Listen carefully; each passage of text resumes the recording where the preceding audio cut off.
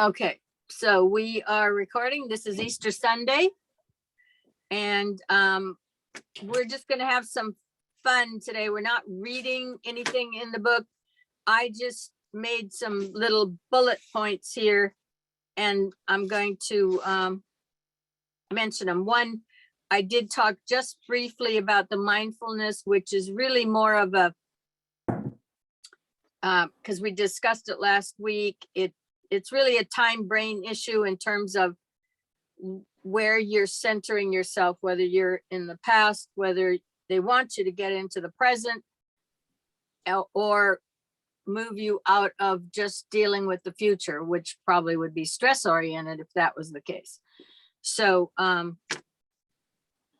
because the question had been yesterday, is that part of everything is part of consciousness.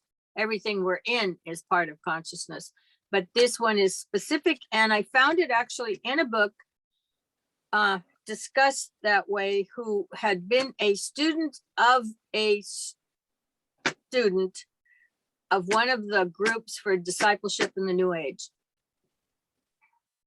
from way back when. And he, I think, created psychosynthesis. That was Ascension.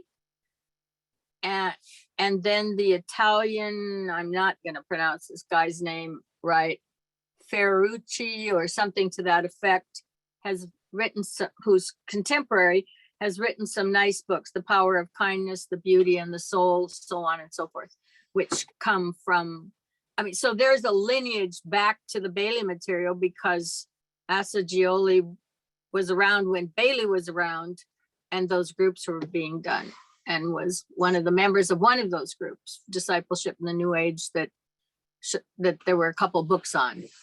That some people, I mean, some groups really study those books. So anyway, but I wanted to mention that. My next question was, oh, let me make another point. You know how when you were going to church, they said, God knows everything. He knows everything you do. Remember that? Like, I mean, you know, you can never get out from underneath this. Well, when you go to Lipton with the biology of belief, where they've now discovered that you've got that recording system on every cellular membrane you've got, which keeps track of everything you do. And that's the epigenetics now that they're talking about, in terms of you've got your DNA, but then this rewrites over the DNA from this lifetime and keeps track of all of that. So if you want to know how that happens, now you're coordinating science with that statement that you just had to believe they were telling you the truth in the Piscean age, that he did know everything. Now you know how. And that's a lot of what we're going to see here, is all of this coordinates with science. It's not going to be contradistinctive to it at all, but it's just that the way that Christianity was being marketed in the Piscean age was it couldn't handle the information from science any more, frankly, than Einstein could, for that matter. But that answers one of those questions. How was it done? How did he know all that? Well, that's how. That book would help you understand that if you read it from and read what he said in terms of science. So I just wanted to throw that one out there, because I thought, oh, that's one easy to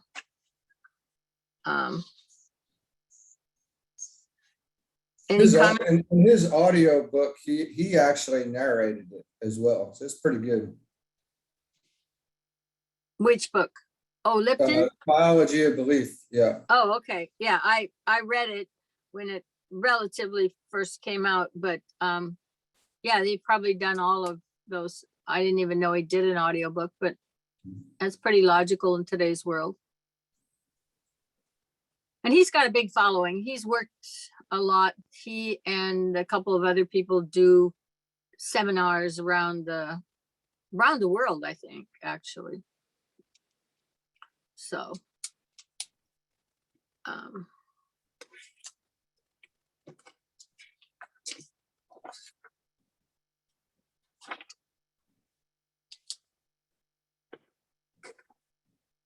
Anybody got any comments in general they want to make while I'm going through some of this before I start this?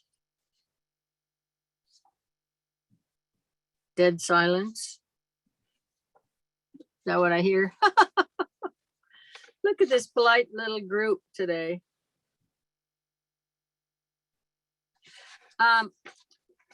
You've all had your charts done, so you all know what I'm talking about when I talk about a chart, but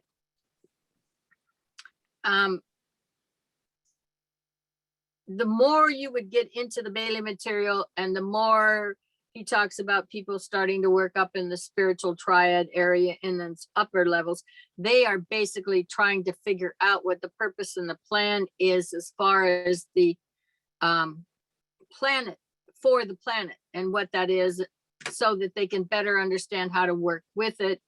It's developing sentiency and awareness and all of that on subtler and subtler levels.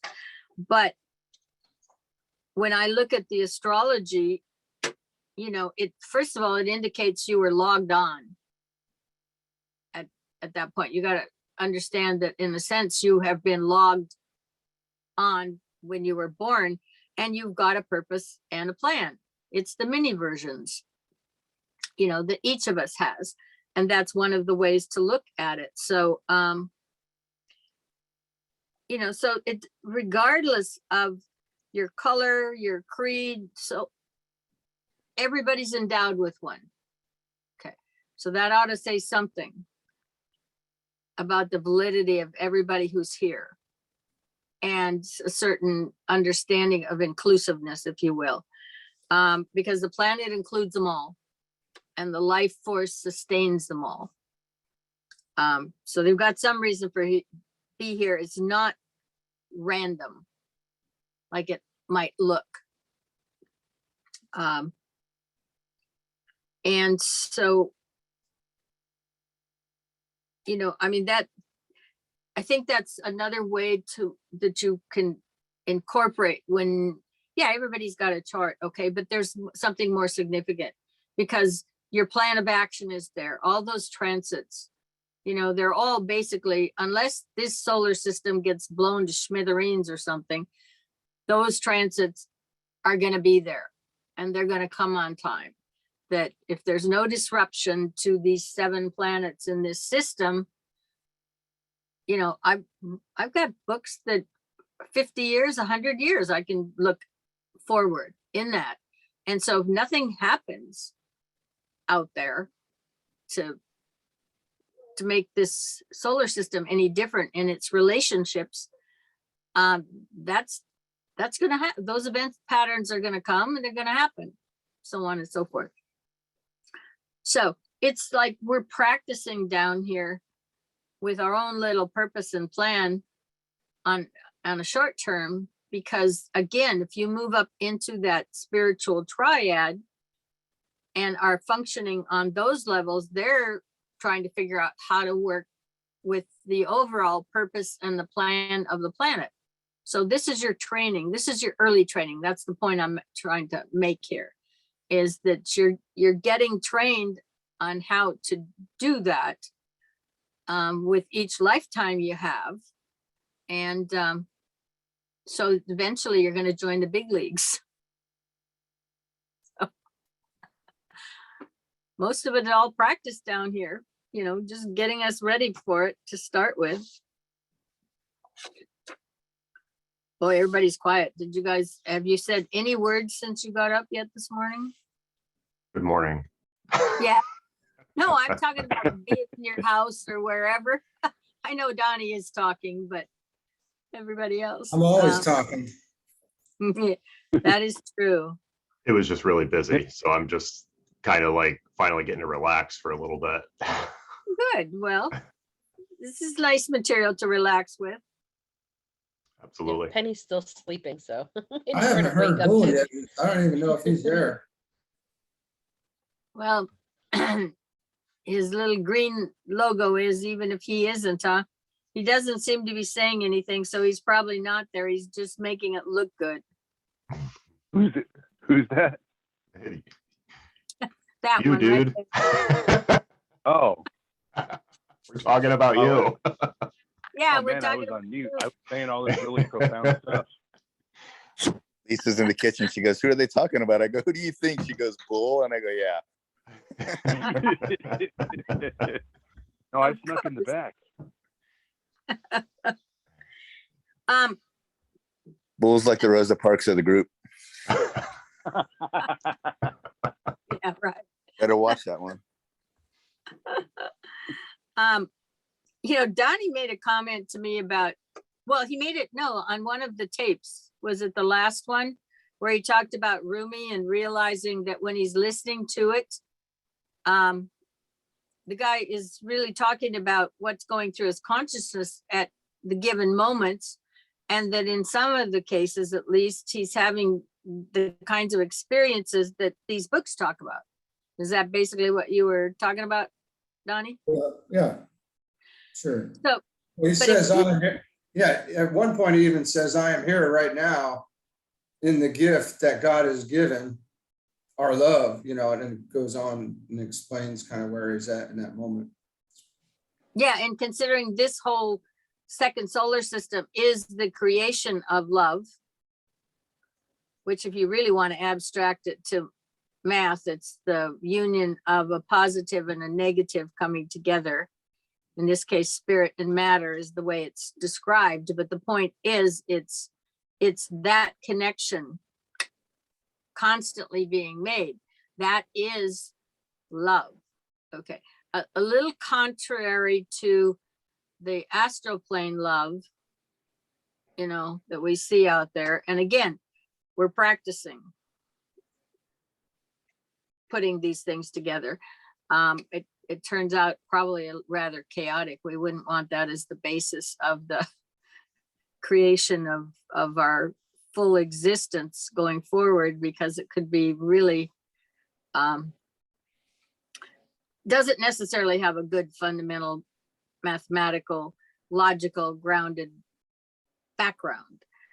But we're practicing, at that point, with all of that energy swirling around.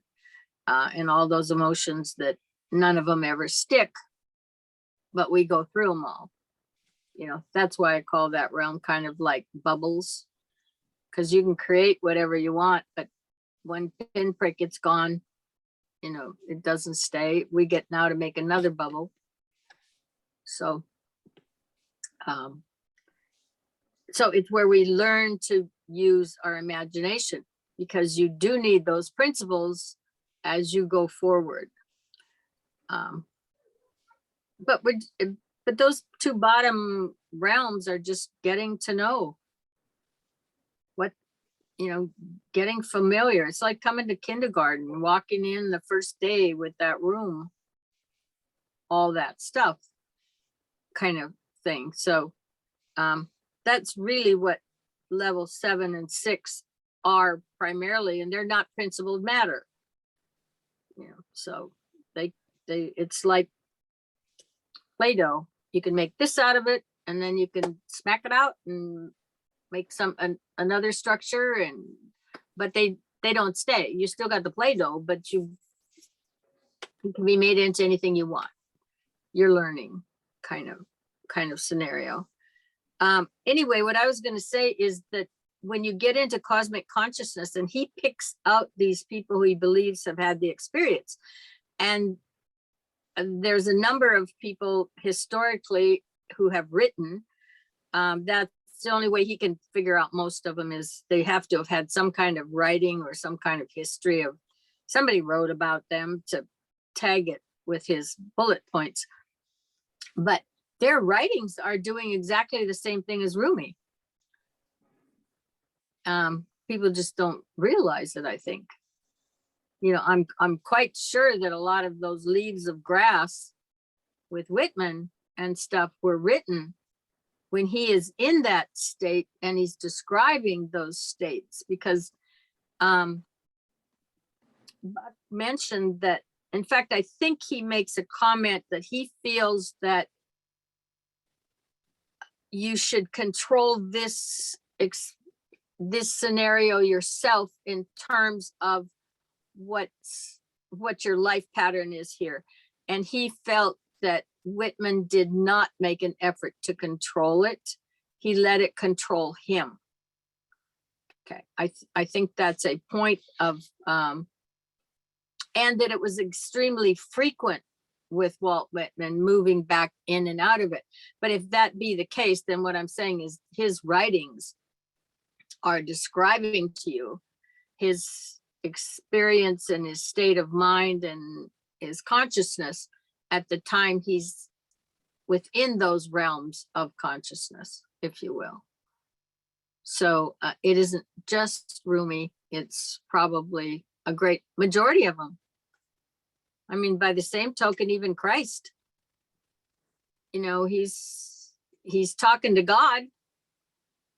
God is talking back to him, you know, and that's being conveyed. But that again is really communicating, well, he's in that state or that frame of mind that is having that experience and that awareness on another level.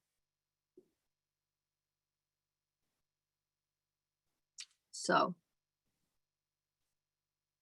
and the other interesting thing I think that Bucke makes is that the majority of the knowledge that we are being taught at this time has basically all come from people who've had those major experiences. And that is what we choose to convey forward, or we have chosen until recently, let's put it that way. We have chosen to convey that information in a general education background for, certainly in the West. I would assume some of that even happens in the East with their choices. So. That was one thing I found fascinating when, because I think we all read Leaves of Grass at one point in, high school or college or whatever. And so I was like, oh, yeah, just a bunch of poems, whatever. And then after I read Cosmic Consciousness, after you had, recommended that one, and then it was cool because Walt's probably towards the back of that book. And then after I finished, that one, I said, I'm gonna go back and I'm just gonna read Leaves of Grass. And then it's just like a lot of the Bailey material is like, I don't remember it saying any of this stuff, like the first time that I read it, but a lot of points or a lot of portions kind of, struck a nerve, which is pretty cool because it didn't have that meaning when I read it the first time. Yeah, I mean, it's kind of like, where the hell was this guy? This doesn't really make a lot of. It was almost like something completely different. Like it had the same cover, had the same name, but I'm like, hey, this is not the same material that I read before. Yeah, because once you realize you're in that experience with him when you're reading it, then it makes a lot of sense. And even I think Carpenter, there's one in there, Carpenter somewhere from England, and some of that material. I mean, it doesn't, if you understand that, then that material makes a lot of sense. And if not, it's obviously it's made sense to somebody who's made it important, okay, or some publisher, or figured out that it was important. But for the general populace, probably goes over a majority of heads. Absolutely. But I think too, if you're reading it as a part of like a school curriculum, you're reading it under that that lens. It goes over maybe sometimes how it's written in the sense of like if you're talking about like Shakespeare, maybe they'll talk more about the iambic pentameter. So you're looking at it differently. So I think once you're looking at some of these things that you've read before, but you're looking at it with your own open mind and maybe your own experiences or what you've come to learn, it completely changes what it's saying to you, or maybe what it's meant to say. Because when you're reading it while you're in school, you're kind of doing it to pass a test, or however it is that they want you to learn the book and why they're teaching you the book, as opposed to taking it in as your own, and taking it in for your own self, and your, you know, what you're thinking of it and what it means to you, as opposed to what they're telling you, well, this is what we're going over, and these are the things that we're highlighting, versus maybe what the truth is behind the writing. So maybe when you've read something else, or you've lived your life in a certain way, or you've had your own experiences, everything is going to look completely different to you in that fact. So I think that's, I think the setting and that changes everything too. I mean, I think we even hear that when you listen to music, you know, listening to the lyrics of the music, where a song before you were exposed to any of this had a completely different meaning. And now it's like, oh my, they're talking about that. They're singing about that.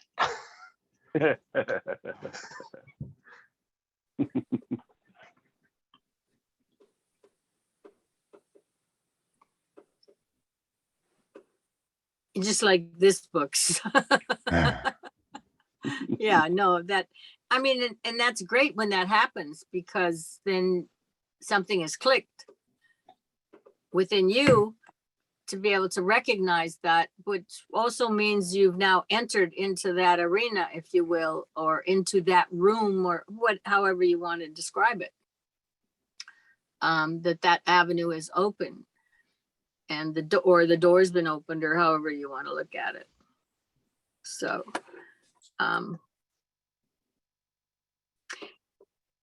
and I think I've mentioned this before, but I'll mention it again. The Patanjali's rain cloud of knowable things. Anybody else heard that term yet, or run into it in this material? Okay, up. As you start to move up, as your consciousness kind of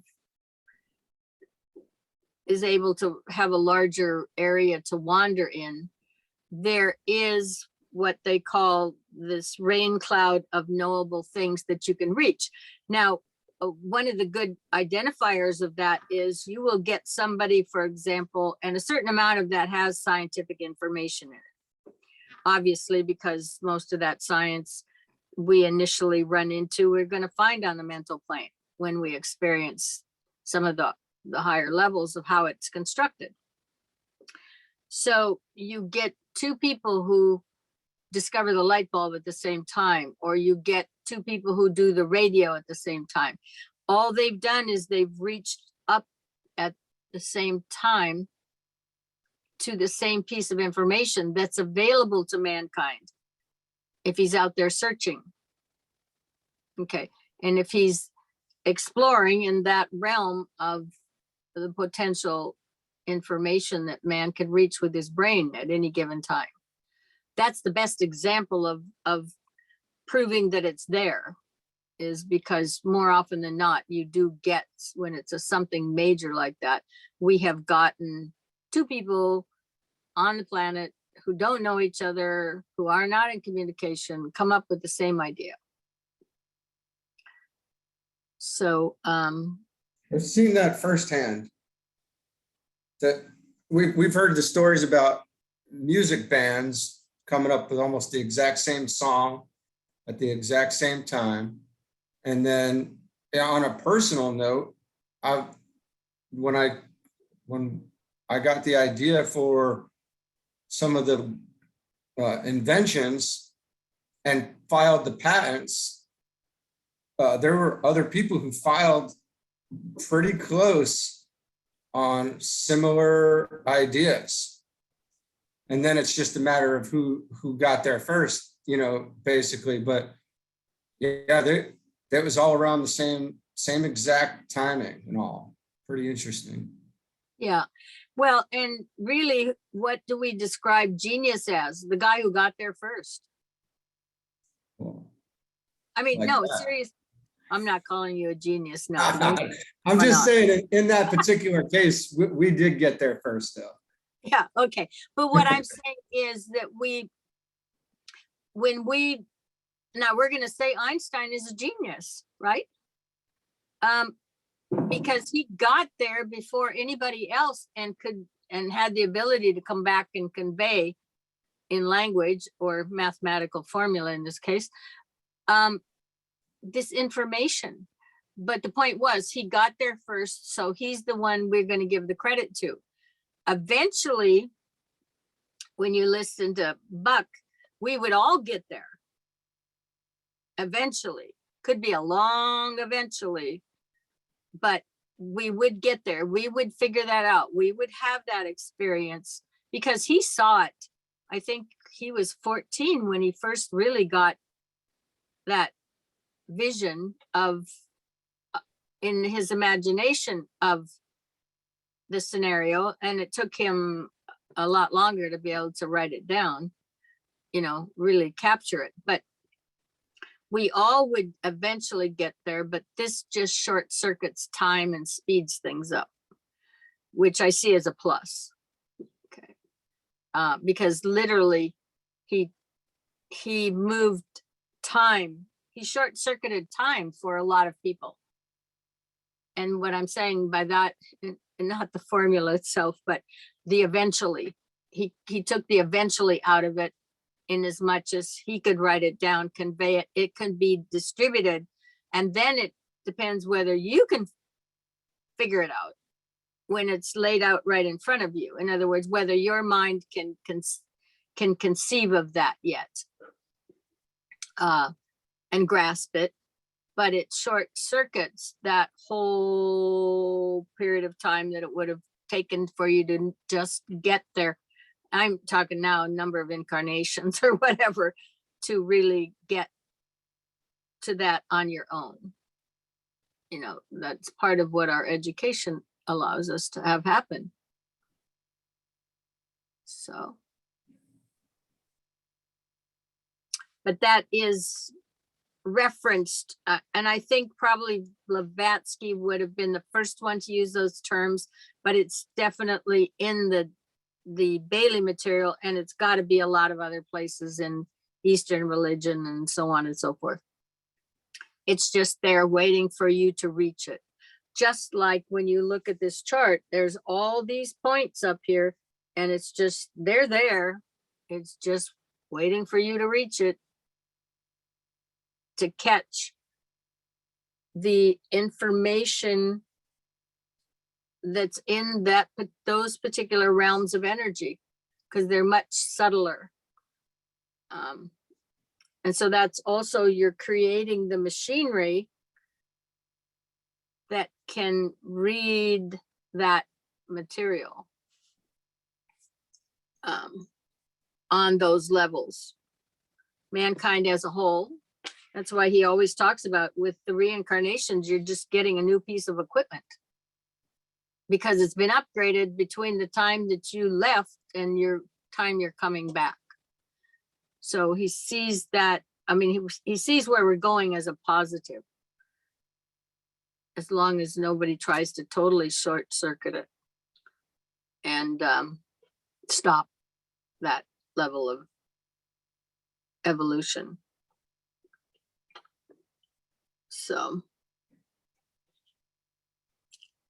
I did want to make that comment when because I think I looked at one of those tapes again and saw that and thought, yeah, well, that's you know, a lot of people, I'm sure you're saints, and I think well,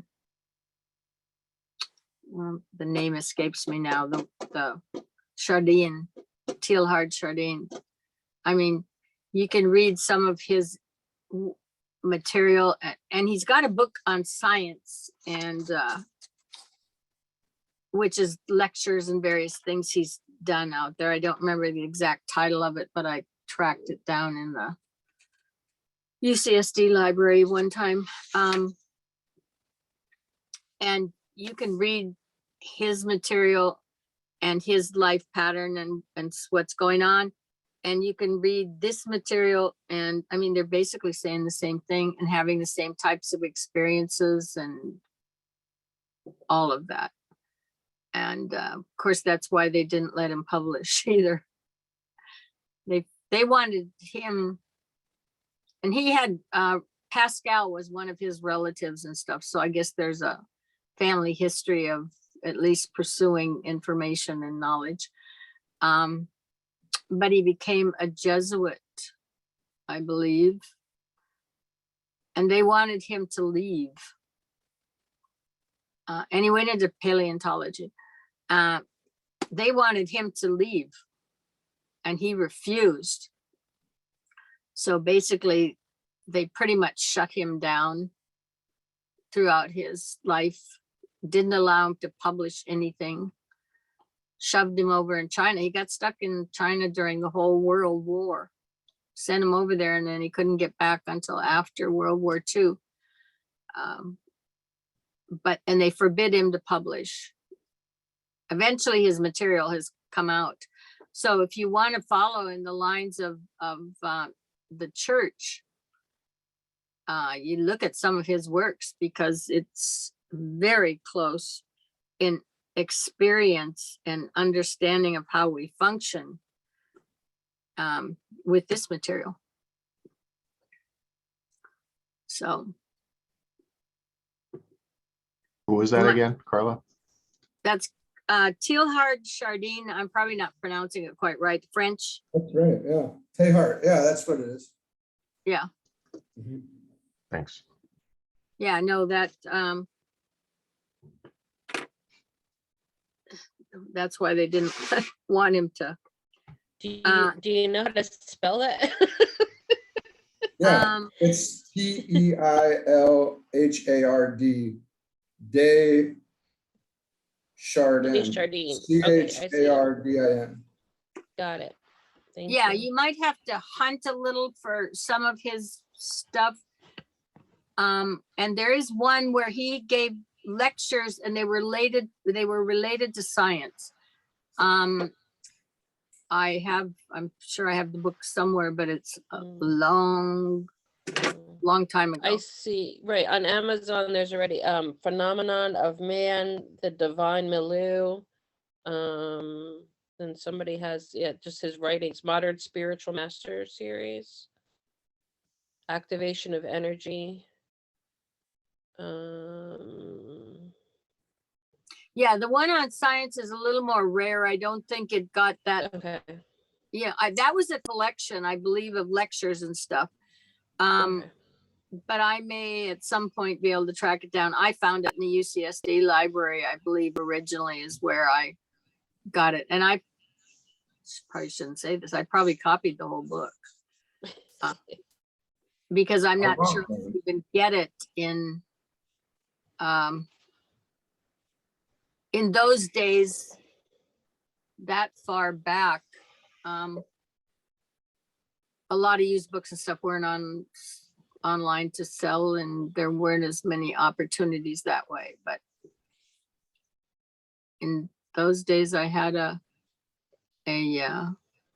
copy store that would actually copy stuff and not complain. And maybe and there's other books about him, like, or I guess he, obviously, like somebody else wrote a book, The Cosmic Vision of Yeah, Teilhard. so here's a quote from him that hit me a few years ago, that Ram Dass, when Ram Dass quotes him, and it says, someday after mastering the winds, the waves, the tides, and gravity, we shall harness for God the energies of love. And then for the second time in history of the world, man will have discovered fire. yeah. Yeah, which Yeah. fits, I mean, the fires that are in these upper triangles that we've got here, the spiritual triangle and so on and so forth, is that fire. Yeah. I love the poetic stuff, so that's, I'm attracted to that. So that, I think you've sent me that before, Donnie. I remember that.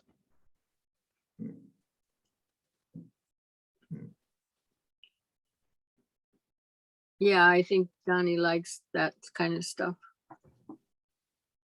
And even you know, with Walker, with the physics of consciousness, I look at him like a Renaissance man. You know, from one cover to the front cover to the back cover, you've gone all over, but he's woven it all together and really has a wide background. And we don't have too many of those, I don't think, out there right now. But and a lot of grace. Just I think a very incredible person in his own personage and people he worked with and stuff like that. So we don't get that many of them probably out here running around at the moment. Hey, thanks for that work. We're going to go ahead and put that right down here in our library downstairs. Referring to the Vatican Library. Hey, thank you for that work, Pierre. Oh. We're going to take that and go ahead and put that right down here in a nice safe spot to preserve it. Right over in this Put it corner. right next to all the Library of Alexandria stuff. Yeah. And Yeah, nobody has the key. 52 square miles of library. Wow. Yeah, it's amazing. I mean, and I do believe at this point, they're at least trying to preserve a lot of the paper. In other words, they've got incredible documents there that would have been filed centuries ago, but at least they're trying to make an effort to preserve something, not that a lot of people see it at all, but that doesn't mean that the day won't come when it does open up. I mean, when I say open up, not to the public, but that they're willing to share some of this, because there's a lot of history there too, you know. Oh yeah. They There's probably have emerald tablets down there. You know? Yeah, I mean, there's marriage licenses, so to speak, or agreements between, you know, a lot of historical figures and all kinds of stuff that's in there that we don't even have a clue they have. Just because they were the government at one point. I mean, you know, they were the ultimate. Well, they still got like 70,000 Sumerian tablets that they will not let anybody translate. Sitting down there. Yeah. Jerks. Well, that may change. I hope so. Yeah. The odds are it may change. So anybody around here, Lord of the Rings fans or anything? I had to read it in high school. Yeah, likewise. I read the trilogy in high school. High school. It was. I didn't read in high school. I had to read for my English teacher. Actually, it was part of like curriculum, which is funny because I went to a Catholic school. So, but my husband loves the trilogy, so I'm very familiar with it. Okay. And I think they did a reasonable job on the movies. You know, they tried pretty hard to convey and stay somewhere within the realm. But he was a member of a group of, I think there were 5 of them originally. And he was in Oxford. I don't think it was Cambridge. I think it was Oxford. Anyway, they would get together and Lewis Carroll was one of them. Okay. And I don't remember who the full collection was. Anyway, and they obviously young, we're talking early college. And so they would get together because they wanted to do something significant on this planet as writers, this group. And he was one of them. And that was his product that he came out with. We know who Lewis Carroll, Alice in Wonderland, et cetera, but things like that. But the point was, originally, this was what they were doing in their early high school or early college days, was they'd already gotten together. They already felt this was important. There was already a sense of destiny within them. in terms of what they were going to do. So I thought I'd throw that out there in case you didn't know. So, Well, there's a lot of literature around that time, and I could see that them coming together to want to do that, because if there's just certain books that maybe were published and marketed in a different way, but if you really read into them, you see more of what we're talking about in it, you know, or you see the underlying, and that's sometimes how some books got banned. So right. so even things like the whole Narnia series, there's such an underlying, if you read it as an adult versus a kid, where you're as a kid maybe you're reading it more as an adventure book, but as an adult you start seeing more of the underlying things within the story. You can see it during that time they were you know, they were really talking about something different, and that's how they were putting it out there, maybe under even with Lord of the Rings, you know, you can read it as an adventure story, but if you really see some of the message that's through it, it's kind of hidden within there. So if you get it, you get it.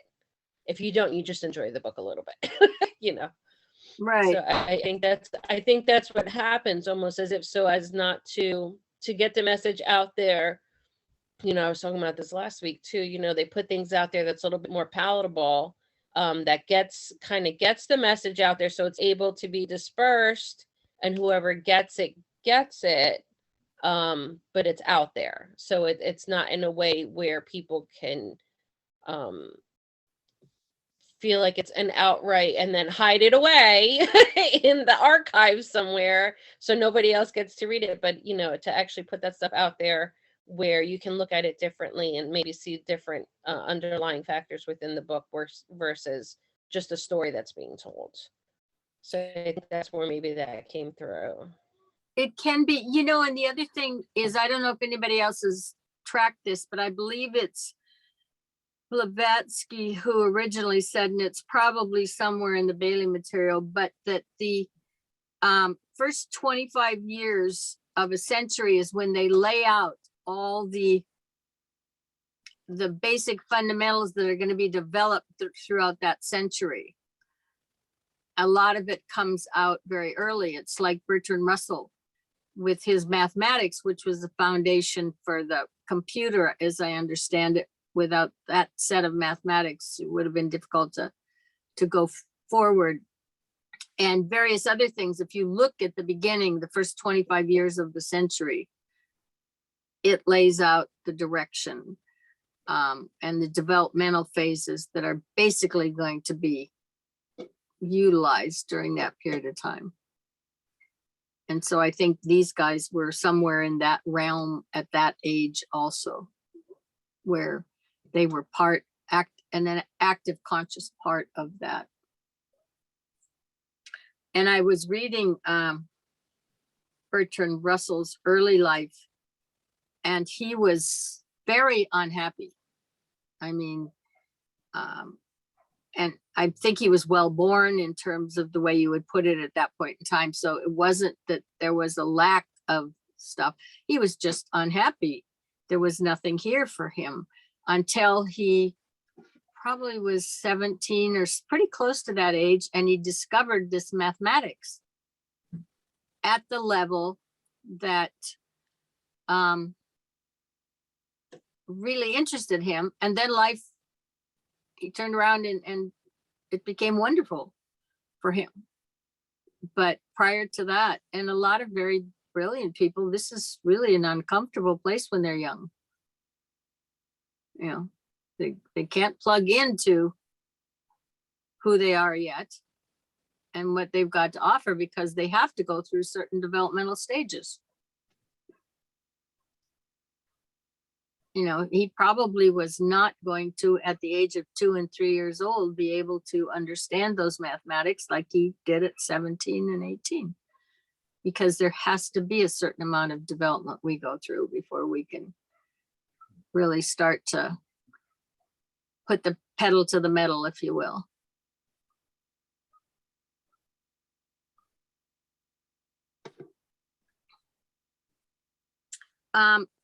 So anyway, because every once in a while I use for background, I use the Lord of the Rings series. And I think one of the little biggies in there, if you will, is when Frodo says, I wish the ring had never come to me.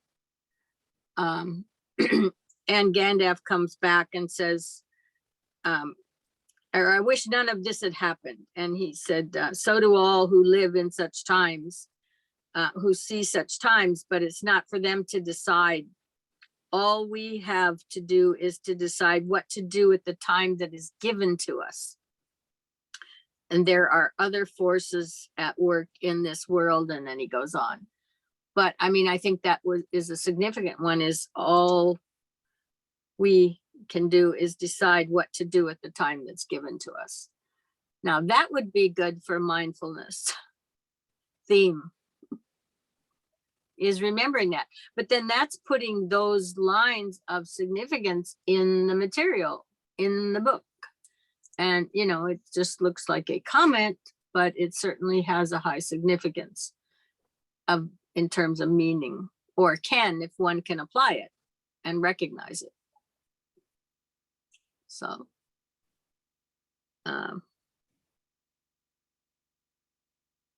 so certainly, I mean, and it's not the only theme that is in that book, but that one certainly had importance. Oh, on a side note, I think last week I said something about terms like sovereignty and authenticity will show up and have some degree of importance. So I'm talking to my granddaughter yesterday, and she's 19 now. And we don't talk about these things. I don't go down that route with my family. They want to go there, they'll find their way. They're all kind of off in different directions, and which is fine. And so she's discussing, she says, well, you know, first of all, she's got a boyfriend. The boyfriend's been there since 7th grade, probably going to be there a lot longer. All right. So she's getting ready, pre-med school, blah, blah, blah. These are her goals. Nobody pushes her there. Okay. So she's not looking for a boyfriend either. Is that a hint that you don't want him to be there for a lot longer, Carla? Oh, no, that's wonderful. I mean, I Just don't making think sure, sweetie. Oh no, I don't think he can ever get out of her grasp. She ain't letting go. They parted for a little while between 7th and 8th grade, and then they decided they really liked each other. And she likes him because he doesn't agree with her all the time. I mean, you know, that was one of the things she looked at, is that he was really going to give her a tug of war in her thoughts and her patterns. But now going back to what you're talking about, Melissa, in terms of school, because I asked her, they both have very high grades, but she said he has higher grades than I do because he just goes and studies to pass the test.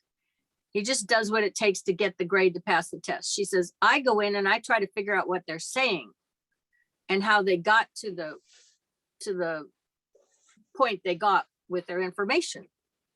Okay, so, but by the same token, yeah, I really don't think unless she decides to let him go, he ain't never getting out of those clutches with her. That's just the way it is.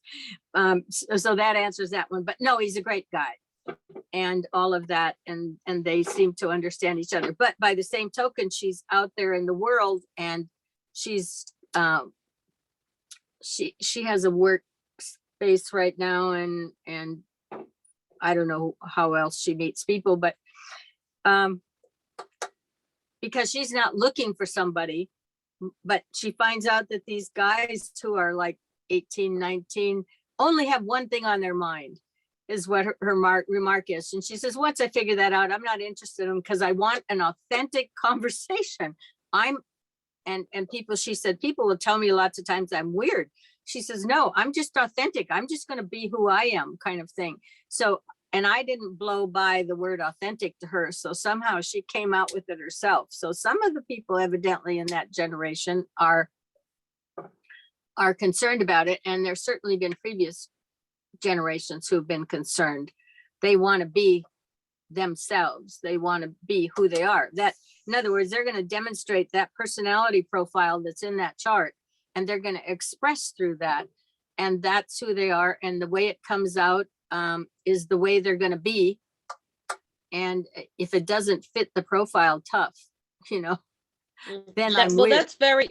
that's very much the sign of the times right now, and you hear it a lot, is living an authentic life, being your authentic self, and a lot of people striving to be brave enough to be their authentic selves.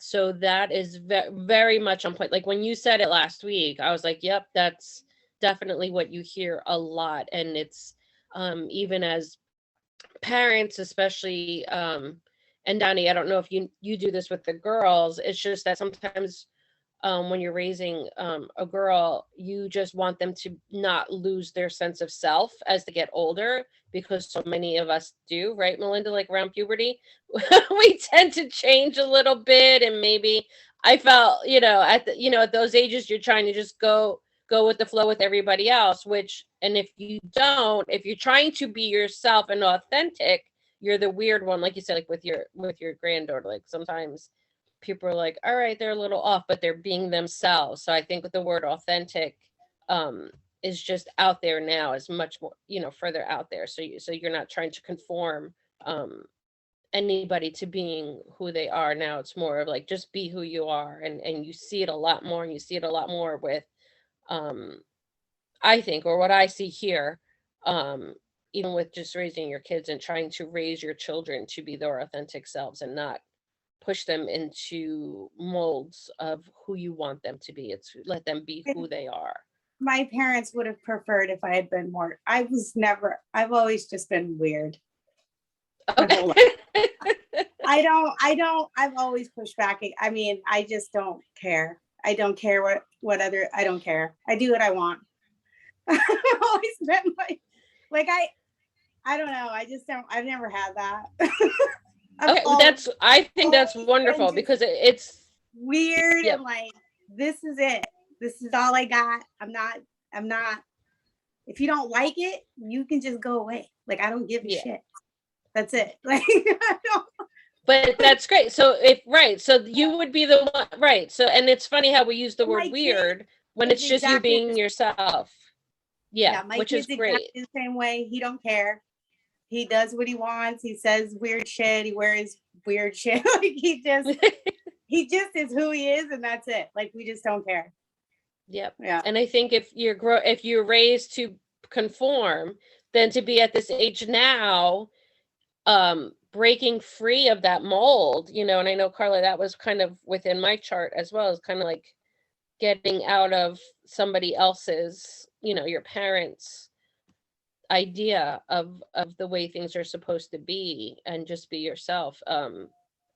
It's just weird to go through it at this age, but then like try to keep your kid, like, all right, I don't want them to go through that, so let them be themselves, let them do what they want to do. So I hope, marking them as weird is no longer a thing, because it shouldn't be weird. Being your authentic self shouldn't be weird.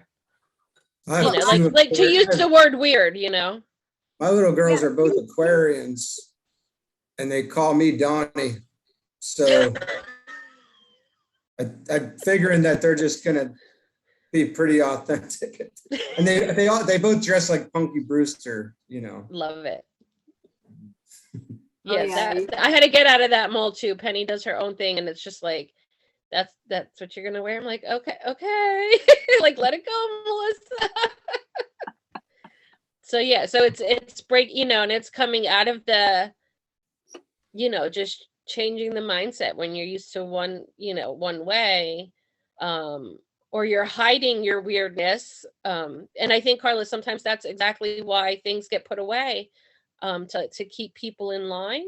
If like books get put away, writings get put away, they're considered weird or alternative, because it's not what they want the norm to be, when probably it is the norm of how people thought, but now you're told, no, you're wrong. So let's break away from that. So like, I think now within this new age, we are allowing authenticity to really be expressed versus trying to. So you see a lot more people questioning. This generation definitely is a lot more questioning of how things are and why do I have to do it this way, and or and their thought process is different, and it's nice because it was kind of, I think, held back for the I grew up in a very this is how things are done, and not that was super strict, but Catholic school, go to church, do things this way, this is what you're supposed to believe. And even to go into, like, my degrees in forensic psychology, so even to go into psychology, it gives you it opens your mind to different ways of thought, and you're like, oh, wait a minute, oh, there's one of them. Hi, sweetie. It's Aubrey. Hi, Aubrey. Well, I thought it was just interesting that she came up with the word, because I didn't feed that word to her, and nor did, and the word weird was the contra word to it that's used out there these days, but that's just the way it is. But anyway, it's at least they're wanting to break out and be able to express who they are and recognize that as being important. But of course, with her, by the same token, it was the minute I find out that that's all they're interested in is I'm not interested in talking to them anymore, because I can't have a conversation with them. And I kind of explained, look, this is Mother Nature making sure that there's a reproduction here. You got to understand, these guys at this age, that Mother Nature has taken over there. And that's basically all they're really, really driving for. So don't expect any more out of them at this point, period. Then you don't have to be disappointed. Just realize that because it was 150 years ago, at 15, that quinceañero that we still have here in Mexico, that party, that was a coming out party. That girl was ready to get married at 15 because she probably wasn't going to live past 30. Basically because of illness, so on and so forth, was going to take her out. And there was no real good medicines that far back. So the Mother Nature, in order to get the reproductive cycle in there, that's when it was starting. And they were ending, like I said, by, that child had to at least get some parenting up to it till 15, so the cycle could go back, continue. We're not that far out of that. That's one of the things that I think has been the topic of conversation in education, at least, is that our psyche has moved, and developmental phases that way have moved a lot faster than organically we can move. So, yeah. So anyway, but in her case, she's quite disappointed that there isn't this realm of people out there she can actually have an intelligent conversation with, because they're not capable at this age. I told her, just don't expect it. Kind of thing.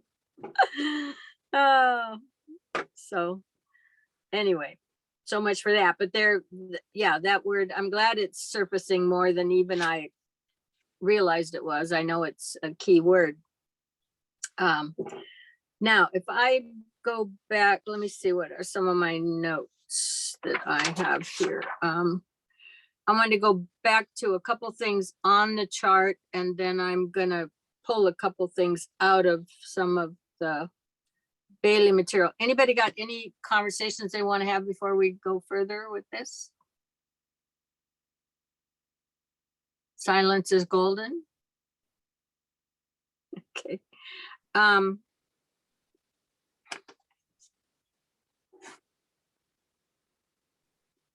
It's the language of God. Yeah, the golden thread.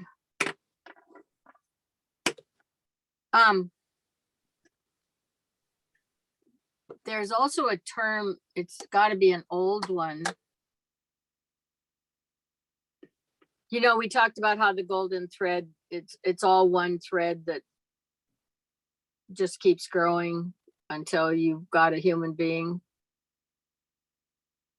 We discussed it a week or two ago. Mhm. Okay.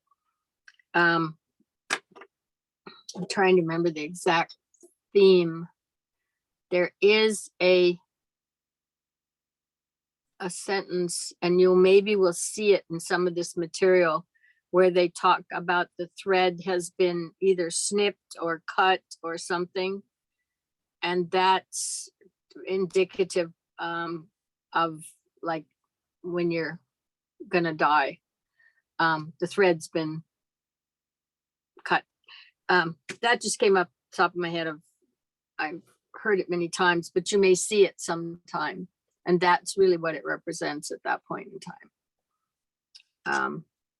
So one of my questions on this chart on 117, because we've had the discussion of what good and evil now to some extent. I believe so. Yeah. Questioning what it is, so on and so forth. So on this chart, where does good reside? I mean, everything really has to be in this chart. Everything in consciousness really has to be here. Okay. But if you look on this chart, where you're going to expect to find good. Above where you're at.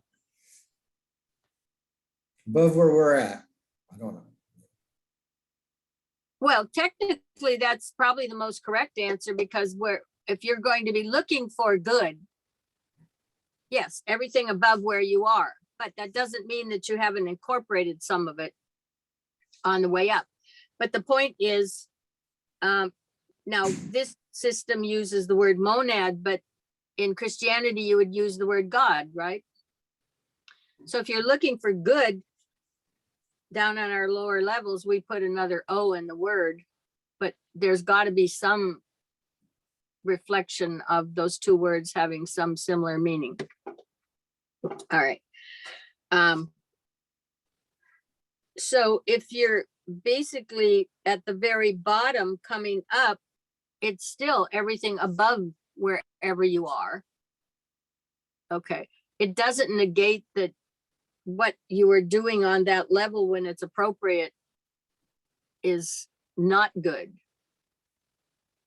relative to somebody who's a little higher up. That it's the learning curve. In other words, like I said, I think it's just a matter of time and development, and it's just not going backwards into old patterns. And when there's a real retrogression of the society or something like that, then we really have to take a look, because we're going back to things that are not necessarily appropriate as an activity level now.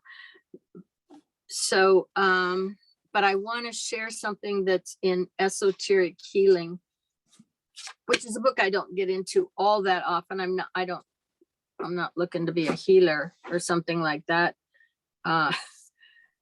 But the information in here is good. And, you know, he goes through laws, which are basic, and rules, which I think he defines that, doesn't he, in the beginning of, or maybe we haven't got that far yet. In one of his books, he does anyway. Laws are things that are really basic. They're fundamental to the design of the system. And they're there and they're not changing. So if you can butt your head against it for as long as you want, or you can work with it and understand it. And what science is trying to do is to find all the laws that are accurate and appropriate and consistent. Okay. But this one is it was law number 2, and it was in the laws and the rules enumerated. And this one says disease is the product of and subject to 3 influences. First, a man's past, wherein he pays the price of ancient air. I would expect we all have ancient air that's our own. I think he's talking about an individual's ancient air. Second, his inheritance, wherein he shares with all mankind those tainted streams of energy which are group origin. Third, he shares with all nature forms that which the Lord of life imposes upon his body. That his is the big H, capital H. So it's not talking about an individual. It's the Lord of life imposes on his own body, of which we are part. Okay. These three influences are called the ancient law of evil sharing. So basically what you've got is you've got your own karma history. You have got the tainted streams of energy, which are group origin. And now oftentimes he will talk about the illnesses and stuff that just keep going on. You know, a few of them we've got vaccines for now, effectively vaccines, okay, for polio and smallpox and things like that. And then that which the planet comprises, the planet of which we are going to work within and adjust to and become, well, like moving up this chart. Okay, it's very hard to put some of these lower levels, which are unprincipled matter, try to push them up into that spiritual triad, for example. And this planet is still growing and evolving, so it's part of that. So that's why when he's talking about it as the ancient law of evil sharing, this must give place someday to the new law of ancient dominating good, which lies behind all that God has made. This law must be brought into activity by the spiritual will of man. So, I mean, I've always loved that transition to shifting to the new law of the ancient dominating good. So it's a matter of, and he talks about, let me find the section that I want.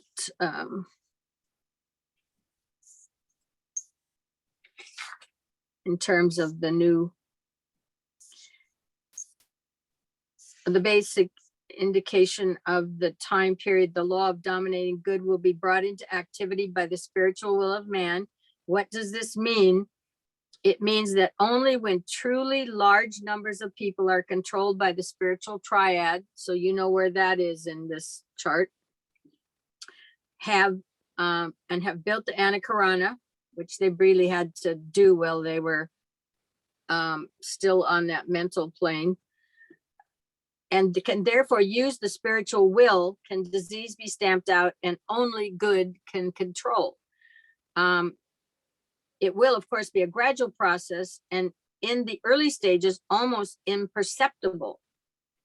And it says, again, why is this? Because evil, crime, and disease are the result of the great heresy of separatedness. And because hate and love, and not love, controls. He makes a very strong statement here. Forget not that he who loveth not his brother is a murderer, ever the symbol of hate. In other words, I think what he's really saying there is that when you do not love, of course, you do not embrace the idea of the other party. You're totally rejecting that other party. You're trying to negate that other party. And now I'm talking from an energy level, is you're just, so in that regard, especially when we look back at what we talked about with consciousness last week, about that you're seeing that other party and you are giving that other party, by recognizing it in your consciousness, giving them existence in that regard by your level of interaction with them. And then when you withdraw it, and I'm not talking about on a negative way, then their existence is not the predominant thing in your your picture here anymore, because you're on to whatever else is in the next moment of consciousness, et cetera, et cetera, et cetera. So I would expect the reason this sentence is the way it is here is that it's ever the symbol of hate, because that hate, you really want to reject whatever that is. You're pushing that away. You are not going to allow that to be included in your world. But that energy is still part of the planet. It's still part of the whole. And so it says, as yet the sense of universality and of identity with all is not to be found, except in advanced initials and initiates. Mass consciousness and the demonstration of the herd instinct must not be confounded with the sense of oneness, which marks the rightly oriented person. In the New Age teaching Ananta Anakarana and the Constitution of Man, principally from the angle of the three periodical bodies and not so much from that of the lower threefold man, will be emphasized, particularly in the higher schools of learning, thereby laying a sound foundation for the esoteric schools, which will be slowly emerging. The new perspective upon humanity will thereby be attained. The nature of the spiritual will be taught in contradistinction to that of the selfish personal will. By its means, tremendous new potencies will be released and safely released into daily life. So yes, if and when it's taught that first of all, this spiritual triad exists, this energy is up there, this will be part of you, but this part does not require form to be seen. This is consciousness that exists and can exist without the body, if you will, the formless parts of you, even though you may choose to be attached to a body, which allows you to function in these lower three worlds for whatever purpose you've got going on at the time. That whole realm, if that is taught, then yes, a lot of new potencies would be released into the overall consciousness of man, because you're going to convey that information that even if they're not all that connected yet as a younger person, they will be as they grow and identify. But this is also where the good that's existing for us to continue to build into our consciousness, which then means it gets shared in consciousness with other beings. That's when all those tendencies will be released into our active total being. Comments? I was just thinking that's probably really well laid out in education in the New Age. Might be interesting to take a look at, skim through that. Okay. So if we take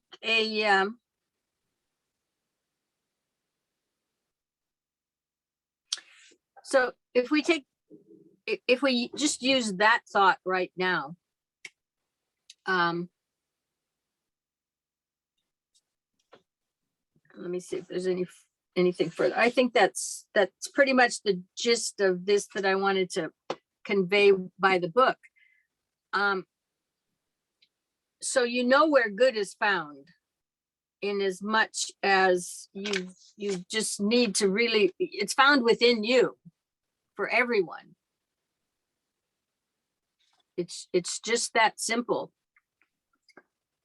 And if you can reach in and bring even a little bit of that down and convey it or demonstrate it, whether it is just a nice smile to somebody or it's a little kindness that's projected, then you start to bring that energy into the everyday world around you. And when you share it, you might think it gets expended on whoever you give it to. But this kind of energy, which is energy now, it's not a force, it's an energy. it will have momentum, because it'll be a plus for whoever receives it. Because if you give somebody a smile, even if it's somebody you don't know, I'm not talking about a pickup smile because it's you're looking to score somewhere. Not that we're of that age in the same way that my granddaughter would be. But let's say that you just see somebody across the room that you don't know, or you're standing on a bus and somebody else is standing on a bus and you smile at them. That is an implied inclusiveness right then and there. You have recognized them and you have included them in your consciousness, and that is an opening, that is a good feeling, but it doesn't necessarily go away now. So the bus stops or the train stops, out you go your separate ways, you never see each other again. That you have conveyed to that other party does not stop there. In other words, that now has a plus factor within that person's consciousness that is going to find a way to go out and express itself in a connection with somebody else, or a nice movement. And so all I'm saying is, when you bring something down as simple as that, because you're literally pulling it from you and you have the access to all of this, then you've unleashed some good onto this world that's going to keep going. Okay. It's not a dead end because you just smiled at somebody and that's it. I'd say also that it doesn't stop with the self either, because I'll just use the example from the last few days. I take a walk every morning, except I haven't done mine yet today because I've been so busy. But when I'm walking, just random people will walk by and I'll just give them a smile or, good day to you and something like that. And in my mind, I'm thinking, doing this consciously because it's helping them. And then, like you said, they'll go and project that out. But for me, it has a snowball effect with me too, because once I project that, I don't want to stop. I want to do it every time I see someone pass my path. And it just feels better and better and better as I keep going. It has like a snowball effect. And so if it's doing that for me, what is it doing for these other people that I've kind of projected that to? And now they're having that feeling and spreading that same goodwill. It's just like, it's pretty amazing to think about that and how it can just so quickly expand just beyond you, just for one hello to someone that you've never met before. Right. And it really is the foundation of health, by the way. Yeah, absolutely. Because when I do that, like, those are my best days. I feel good. I could be sick as a dog the day before, but if I do that and it's just like amazing, I'll just feel better. And I just want to keep pushing through the day and just feel good. It's pretty amazing stuff. Yeah, because it gets everything flowing for starters. And remember, now we're talking energy now and not forces. And so if I can grossly define the difference at this point, that energy is, it has no stops. The forces, you got to eat the carrot and the lettuce and the cereals and the grains to convert it to forces to get you moving to, in other words, well, it's a Tesla and a regular 39 Ford engine. Okay. Is the difference. So that good that you're bringing down doesn't have to be converted. It's dynamic for starters. So it also gets within your whole system, your energy moving through those chakras and doing what it's supposed to be doing. So yes, in fact, probably for some who have been either very grossly mistreated or whatever, you would think that they might be the ones who would be great to be recipients, but they would also be ones who probably need to give some of that even more than anyone else in terms of the benefit it's going to bring back to them. Not that they would think about it or other people would expect them to do that or push them to do it, but that's the real essence of that, is that, yeah, it's the overall health of humanity is, and we're really short on that right now.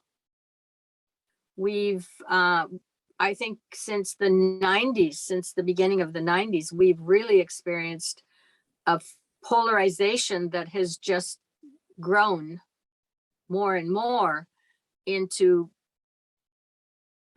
two sides doing a battle and not interacting. That's a part of what we've got now that's substantial, probably on the whole planet for that matter at this point. Certainly in this country, we've had a strong polarization, but it's probably gone further. And basically what that's saying is we are not including, we're cutting this whole sector out of people.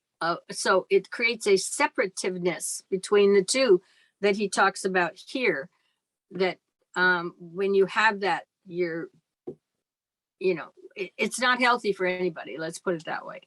This energy is not flowing. This energy is not interacting in the way that consciousness is meant, of which we're creating, is meant to function. Kind of So- divide and conquer we're living in right now, a little bit. Yeah, and I'm not even sure but we're not effectively conquering either with it. Right.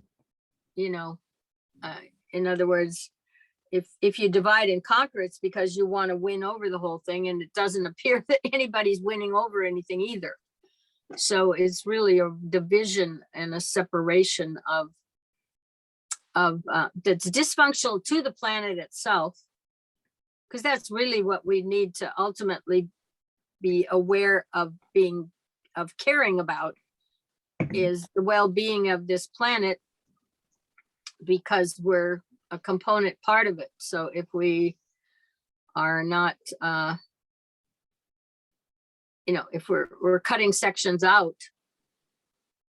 and everybody's cutting sections out almost at this stage right now in the political environment globally, and all of this, we're so busy making incisions and dissections all over the place. Not healthy. The irony of that is a lot of those people who kind of don't want to go out there and project it like that, in their minds, they might be thinking, oh, I want to do something to make things better, but we're just sometimes creating more problems that are just kind of compounding the issues at hand.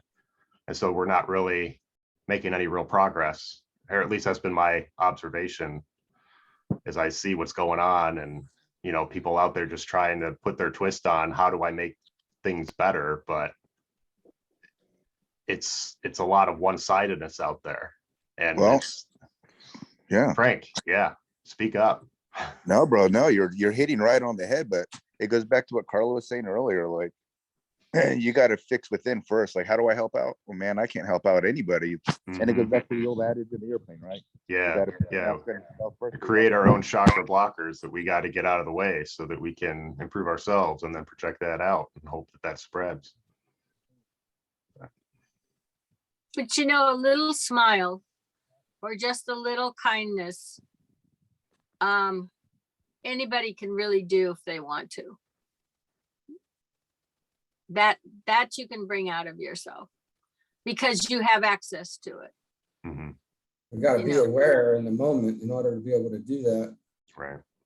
Yeah, but the point is, it is doable. It's because it's within you to do that. That's where you're going to find it. Right.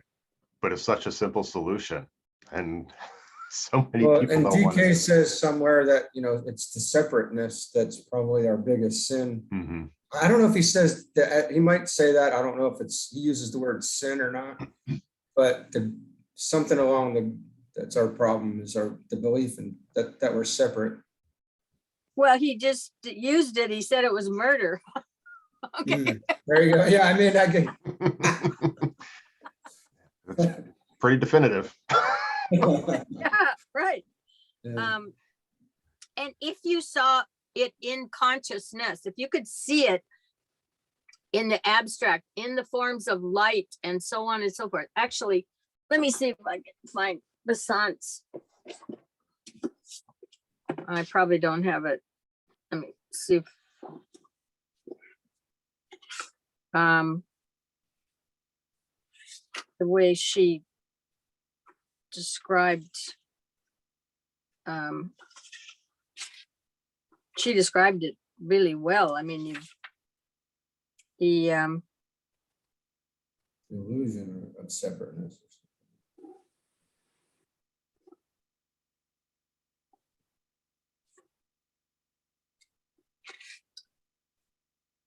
oh, okay, yeah, here, let's go through this again. We went last week. So she's talking about consciousness, and she's saying, in the analysis of all that exists, we come to the general realization all is separable into either the I and the not I. In other words, I'm here, I'm the divine spark, the old chip off the old block, that's the I, and everything else out there is the not I. And this is how our consciousness works. It's how it plays on our field. This is science, if you will. There is nothing which cannot be placed under one of them, either the I or the not I. Self is life, consciousness, and not self is matter and form. Okay. Here then we have a duality, but the twain are not two separate things, isolated and unrelated. There is a continual relation between them, a continual approach and withdrawals, an identification and a repudiation. And remember the word repudiation, okay? Because that's really what it just was saying over here. This, his word obvious, or her words obviously better than what I was saying. But when he said in the early stages, what the disease stuff can't be stamped out, but the good will, in its gradual process, will bring the health back, so on and so forth, on the overall, and that eventually good will control. It'll gradual process in the early stages, almost imperceptible. Again, why is this? Because evil, crime, and disease are the results of the great heresy of separativeness, and becomes hate and not love controls. So where with you got yourself and you're not self, and you identify, and a continual approach, and then a withdrawal, a repudiation, this interplay shows itself ever changing in the universe. So when he gets in here and he talks about in the early stages, it's hard to see, and why is because evil, crime, and disease are the result of the heresy of separativeness, and because hate, not love, controls. Then goes on to say, forget not that he who loveth not his brother is a murderer, ever the symbol of hate. But so putting that together with what she's talking about here, she says, you know, we've got the ever-changing universe. We have a trinity, not a duality. We have the self, the not self, and then the relation between them. All is summed up, all things, all relations, actual and possible, and hence three, neither more nor less, is the foundation of all universes in their totality, and of each universe in particular. The fundamental fact imposes on a logos, which is probably not our problem. At this stage, we're not being logoses. The triplicity of manifestation in a solar system, and hence the one, the point, going forth in three directions to the circumference of the circle of matter, and returning back to itself, manifests a different aspect at each place of contact with the circle. The three fundamental expressions of consciousness are, or will, wisdom, and activity, the divine triad or trinity. But here's where we get back into this repudiation, if you will, or the way I see it connected. For the universal self, the inner self thinking of the not self, okay, thinking of the not self identifies himself with it, which is not what's happening when there's hate. It thereby shares with it his being. This is really key to understand if you want to understand how the real fundamentals of building consciousness and interacting in consciousness is. Because in order for you to recognize everything else out there, you have to share with it your own being. You have to give to it to give it recognition. And this is the divine activity, the existence lent to the non-existent, the universal mind. In other words, so when he talks about down here, he's saying basically the same thing, because hate and not love controls, and somebody who does not, he who loveth not his brother is a murderer, ever the symbol of hate. It's because you are repudiating that which you hate. You are not willing to recognize it. You are not, that is separativeness. You are creating a situation of separativeness that is not meant to function in consciousness.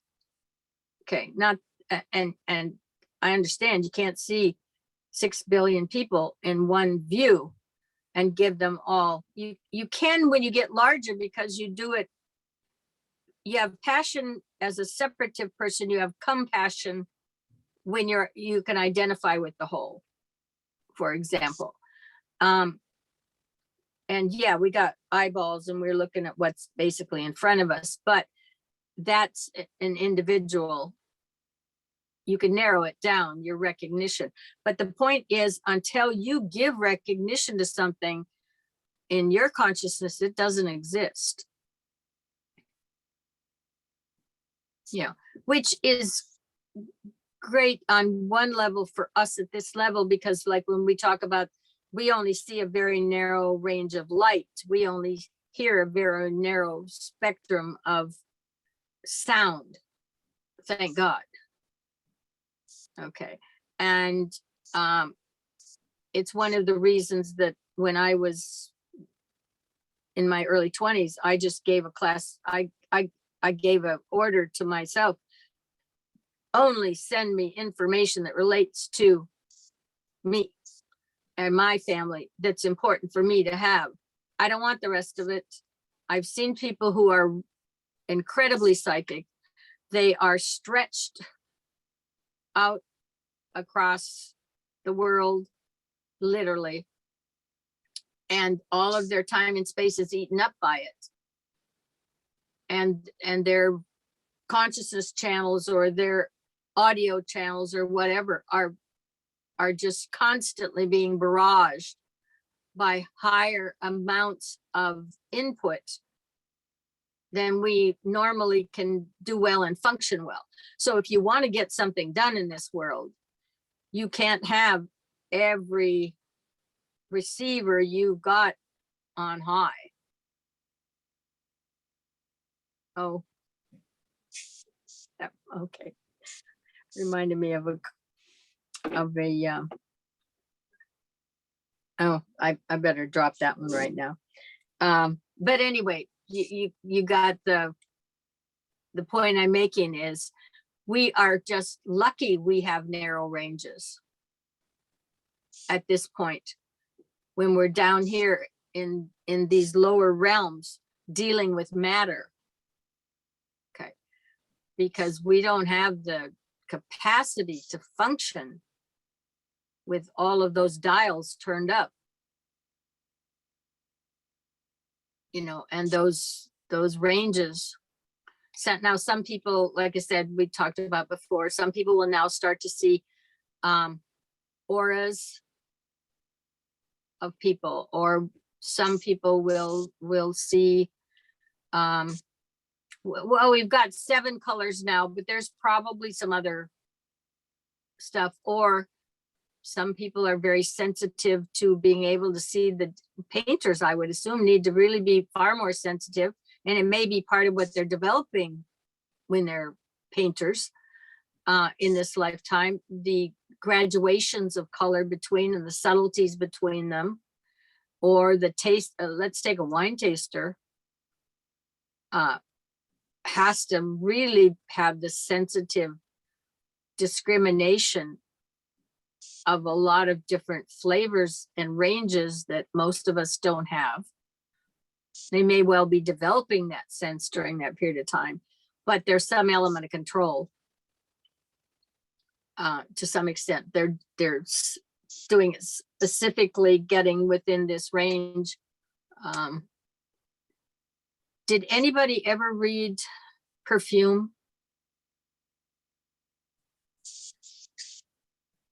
It's a piece of fiction. It's a German writer. He wrote 1 or 2 other books, and then that's what he wrote. But if you read that book and you looked at it from the viewpoint of, because I would think he could not have written that book without having the olfactory sense fairly well developed in himself to even come up with this book.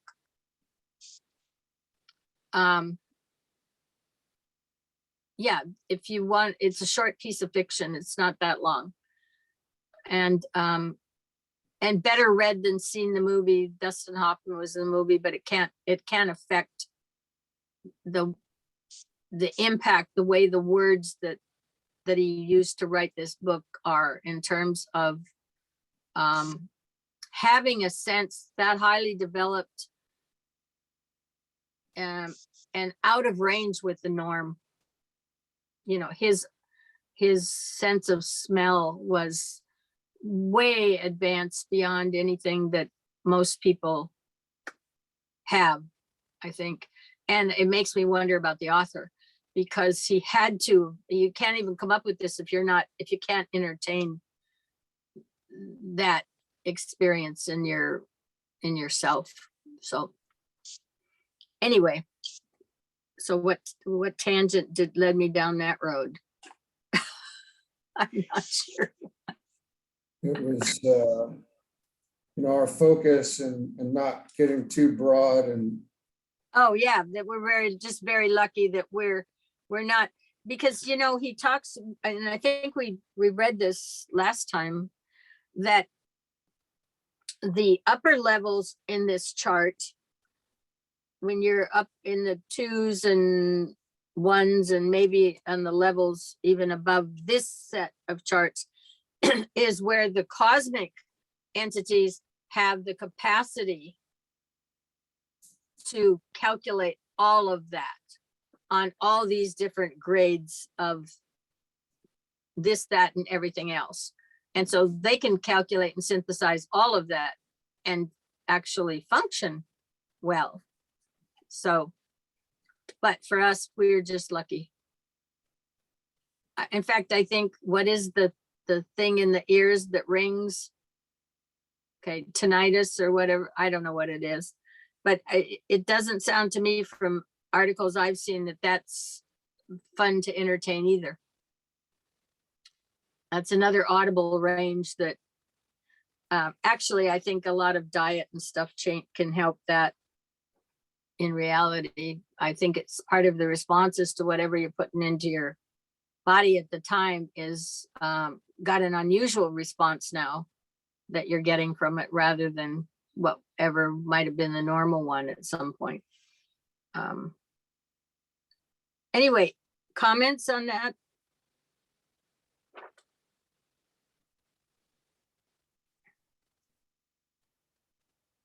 Interaction and rejection of, repudiation of, versus rather than embracing all that's in consciousness, finding somewhere in your world for it, at least if nothing else, that it exists. You love it or like it. Um,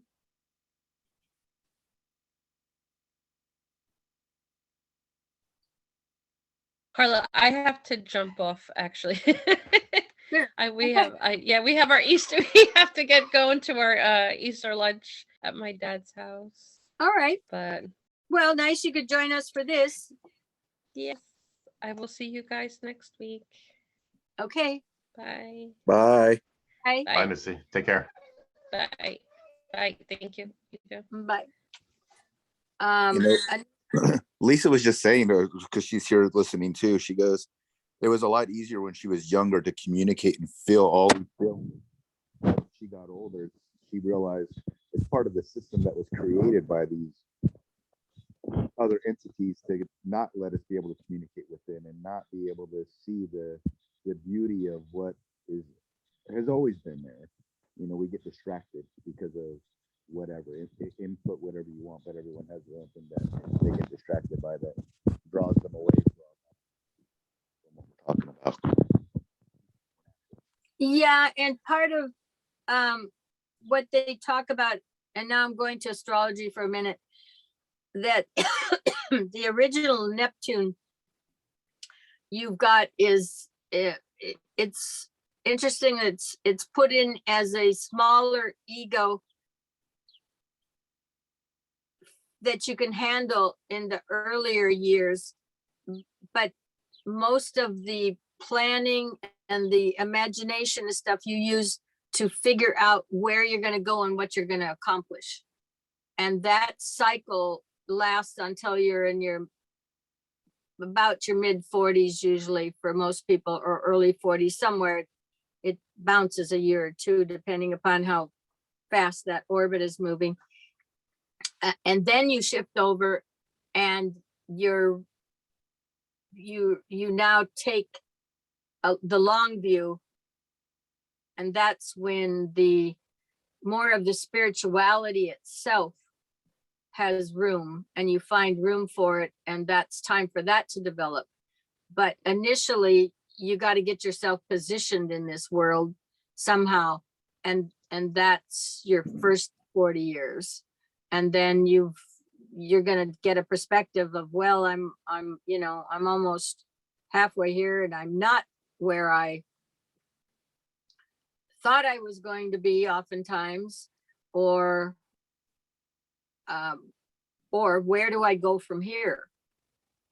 Because I've been on the uphill climb, and now I already get a sense that the other side of this hill has different things that I should be dealing with or open to, or be able to be receptive to. Right. If Exactly.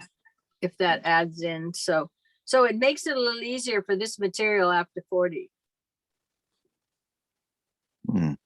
I think I'll add on to that I think there was a distinct point in my life, just from my experience, where it opened up to accept the brotherhood of all humanity. And that was a really distinct kind of moment where it opened up, where I accepted kind of everybody at one time. And it was really emotionally powerful experience to realize, like, oh my gosh, what in the, of course it was and that was probably just after 40 or so. Yeah, I mean, it's a stress reliever, actually. Yeah, it's huge. But then it was scary because not many are open to that. There's still a lot of negativity or hatred or whatever. So. Well, you were looking for somebody else to have the same feelings. Is that what you're telling me? Yeah, sure. Yeah. Exactly. Right. Yeah. And they're just scared, or they're confused. They don't know yet. And eventually, I think when people on their deathbed, if they don't know by the time they're on their deathbed, that moment right before they hit that light is when they realize everything we're talking about right now. It just hits them all at once. Mhm. That's my belief.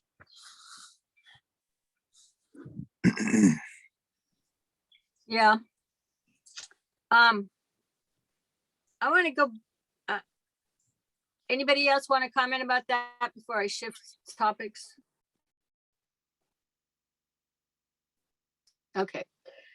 So we got, I think in the East, it's called Shiva, right? The creator and the destroyer. Is that correct? It's the way it's analyzed. And for the most part, I think historically, humanity's not really been able to understand how you can have both in the same one. How would you put it? I mean, a lot of people can't reconcile that. Except, but you can't really have one without the other. Right. So, But I don't. It's like calling God by different names, right? I mean, Yeah. that's how I look at it. It's like, you know, some people call it Muhammad, some people just call him God, Yahshua, whatever, you know. I think it's the same thing. Okay, but I'm just saying, I'm working with this particular entity or being or energy, really energy we're talking about.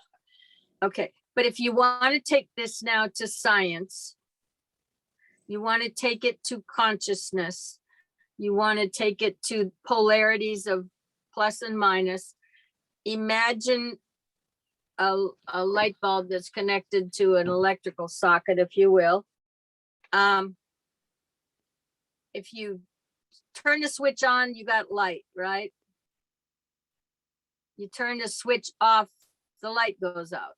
So for somebody who doesn't understand electricity, that's both sides of that, the creator and the destroyer. Boom, there it is.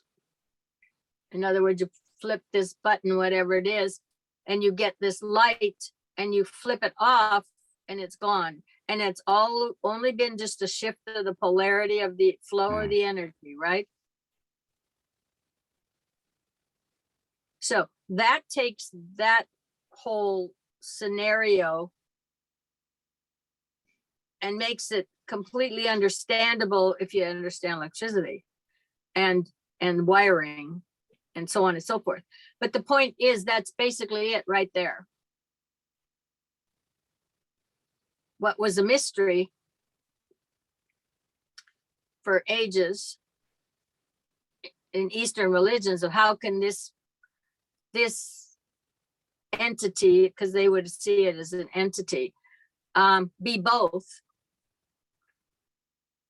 It's as simple as flipping a switch. So when he talks about incarnation and then leaving and then reincarnating, they're talking about the same thing. They're talking about that type of energy that sustains that on and off and can flip the switch on and off.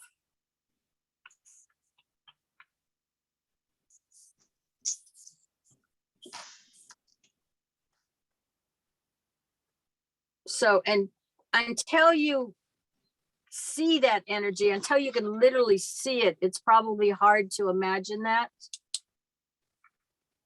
But those are the kinds of things when you have these experiences, they will symbolically demonstrate to you some of the principles, which you may or may not interpret accurately when you first see them. But again, that helps then when you read material like this, where you've had a history of people who have had these types of experiences and they have some way to convey some of the meaning of it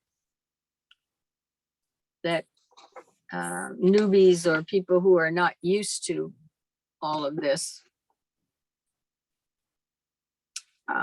they get a little help. At least it helps them realize they're not really crazy after all. So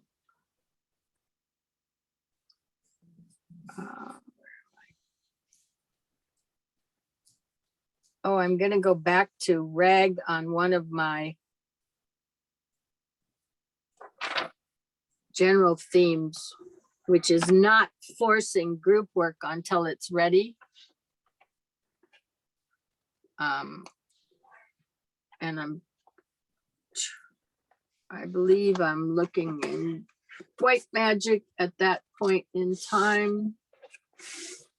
I think I'm looking at page 38, which we just read not very long ago. Because we had gone through human consciousness, self-consciousness. That's self-consciousness is the individual. So the next section was group consciousness, and the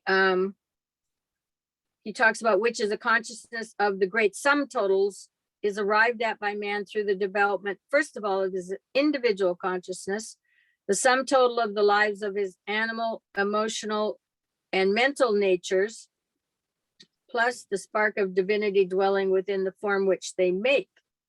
So that's him, that's his soul, and that's his history, if you will, of all of his lives is summed up in that sentence. Then comes awareness of his group as specified for him in that group of disciples working under some master who represents to him the hierarchy. That implies that the group is already formed and he becomes aware of his group.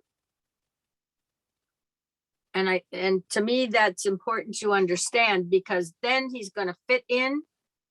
He is part of it. His energy pattern works with the group, or he acclimates to the group.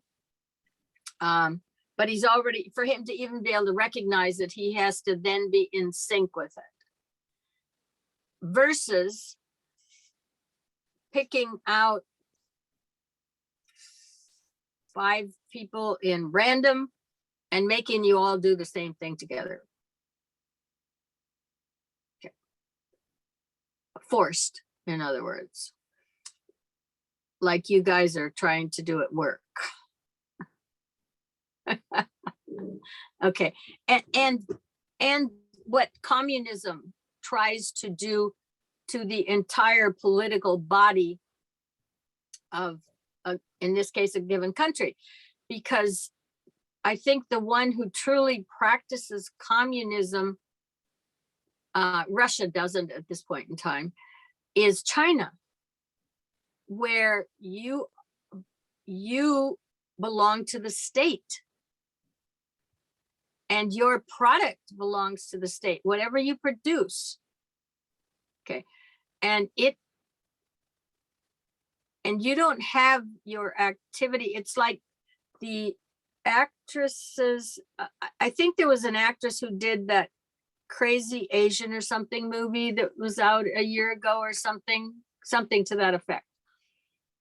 But she's Chinese and she went back to China and she disappeared for, they do disappear for a few months generally, and then they show up again. And she had gotten double contracts. She had one contract that showed she earned a certain amount of money. And then she had another contract behind that, which wasn't public or presented to the government to pay taxes. Okay, so there was a degree of cheating going on there. But when she did resurface again, the leader of China, Xi Jinping or whoever he is, said, you can be an actor and that is work, but you cannot be a personality that people follow. Okay. So in other words, you can't have your own following. You cannot be recognized or for anything other than your work. So what I'm saying is that at this early stage of the game, we're here to do something. That chart has a purpose and a plan, and it needs the space to work the plan out. But that plan does not necessarily mean that it's in total sync, for example, with the Chinese Communist Party's interpretation of how all of us on this landmass are going to live focused as one group kind of thing. because we're not here for that down here. What is it? It's experiment, experience, and express are the 3 E's that DK talks about. At this stage, that's what we're doing. We're learning the realm we're in, and so what some of the rules are, and how to fit into that realm, and yet have some flexibility of who we are. So to have a ruling come down on top of everybody, to do that, it's too early. And the point that I'm making is, from what he said here, is the point at which you become group conscious is after you've gone through that self-conscious, after you've gone through that soul development, so on and so forth. And then there's a group already formed that you're going to fit with. And each time you move up one of these little sub-levels, those veils fall away that were put on the way down. You're now taking them off. And so with each veil coming off, everything in your realm is more transparent. There's less blocking you. Okay. There's less obstruction. We got lots of obstruction down here. We each have an individual physical body that doesn't really flow one to the other. We need to, sometimes there's an instantaneous connection, but I can see those on a chart kind of thing. That's energy that connects. We can't have everybody rejecting everybody else, but basically physically, you're still your physical form. The two might become one, but they don't, you've still got your own definition. Even though ideologically two are supposed to become one, conceptually. So here you evolve into the realms where there is group consciousness. It's not rejected, because you're now up functioning in the realm with that energy that's all working at this certain level. And there's a transparency, so you're all now tuning in to the same wavelengths on that spiritual triad, because the dynamics there are different, because those are formless. So anyway, like I said, I'm always ragging on not enforcing people who are functioning in the physical and the astral plane in particular, and obviously early mental, until you've got an integrated personality. The soul isn't even interested in you, because you're just dorking around. You're gathering, I think, I don't know. I mean, the soul isn't really interested in you until you come knocking at the door for the soul. You got to work your way up there, and you've got to qualify, certain qualifications, that integrated personality, so on and so forth. But you need the room to get there. We get this, that's what they're trying to do, I think, on the planet right now, is make everybody function as one or something like that. All of these countries, all of these nationalities, people, interestingly enough, are part and very well connected to their own landmass.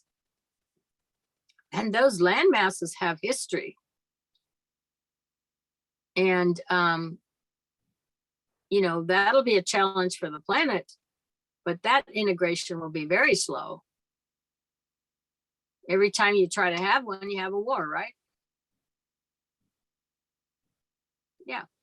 There's always, historically, there's always somebody out there going to conquer the world. It's generally the countries that have either a soul or a personality ray that's first ray. Those are the first ones. They're the most likely suspects. What do they call them? the usual suspects, you know. England has the first ray aspect, Germany has the first ray aspect, and China has one. Figure out who thinks they're qualified to rule the world. Those will be your first three guesses. If you understand race structure. Yeah. There's other structures that'll do it different ways, you know, maybe they're just going to manipulate or coerce emotionally or whatever, country-wise, you know. But the ones who really think they can control everything would be that first ray type of energy. And those are the three countries that have the predominant forces there in their major either personality or soul rays. And those are the ones that you see have made an endeavor. England has done it differently. They colonized, and maybe effectively did for some of the people they colonized, but Germany, it was by force. And if China makes an effort to do that globally, you know it will have to be by a form of force, because you couldn't possibly bring a cohesive unity of every country in the world under the direction of that country at this point in time. You know, doesn't mean somewhere down the line that may not happen in the ultimate synthesis of everything, but I don't think it's happening anytime soon on this planet. Yeah. So, because we're down here with forces, we're not down here with energy. We function in these lower realms with forces, and they, you know, what do we do down here? We pit one force against another. Actually, even call it forces. Air Force, you know, special forces. They're all, I mean, they're recognized as forces. Forces. Yeah. So anyway, there, the point I want to make there is the one I just happened to see it in print, is that the further you move up here, the more group conscious you are, just by the essence of the energy that you are at that point. When you've made that contact, then you're building a body, the body you got, which has a lot of different levels and dimensions. You're building that in, and that energy is there. And that energy, when you move up in those realms, is groups. It's not obstructed like the general stuff that we deal with day to day in today's world.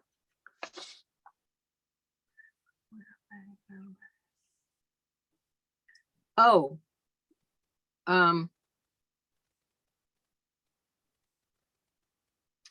so even the theme in Lord of the Rings is that man can't be the one who you put your trust and faith in, because he is weak and susceptible to power. Okay, so looking at the chart,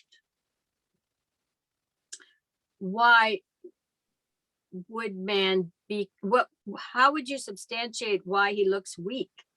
In other words, what is there one sees in where we are in that chart relative to, and why we would even come to a conclusion that man would be weak and susceptible to. Anybody got any ideas?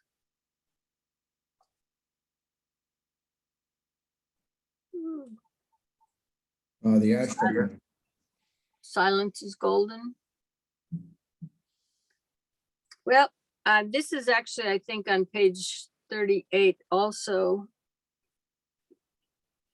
The human consciousness or self-consciousness, towards which the development of the life, the form, and the awareness in the three other kingdoms is gradually tended. So those 300 kingdoms are the ones down below. Animal, vegetable, or mineral, vegetable, and animal kingdoms. Okay. When they talk about this term concerns the individual consciousness of man, and in the early stages is more animal than divine, owing to the dominance of the animal body with its instincts and tendencies. HPB defines man accurately as an animal plus a god. And therein, I think, lies the issue. And the answer to that issue is, it says, later it is more strictly human, neither purely animal nor entirely divine, but fluctuating between the two stages, thus making the human kingdom the great battleground between the pairs of opposites, between the urge or the pull of spirit and the lure of matter or mother nature, between the so-called lower self and the spiritual man. And that's it in a nutshell, is we're in that transition. That's what we're doing. But you don't get to consider the spiritual man until you make a connection with the spiritual triad. So the battle down here in terms of the weakness is, it's just the battle to pull up. And yet there's the innate history of where you're coming from pulling you back until you make it through. That was on page 38 of White Magic, by the way. And Blavatsky always had a great way of making comments like this succinct. When she talked about the atom, she talked about that it just went and made holes in space, which is basically what it did. I don't think they had the term atom maybe at the time she was talking about it, but she just said that that's the way it is. And in this case, she says, basically, it is an animal plus a god. So you're doing the battle of moving from the history of animal development, which was essential on this planet to get us to a point where we would have the form to then keep moving on to move up to that spiritual development. So when they talk about weak, and then they talk about power, and because when you put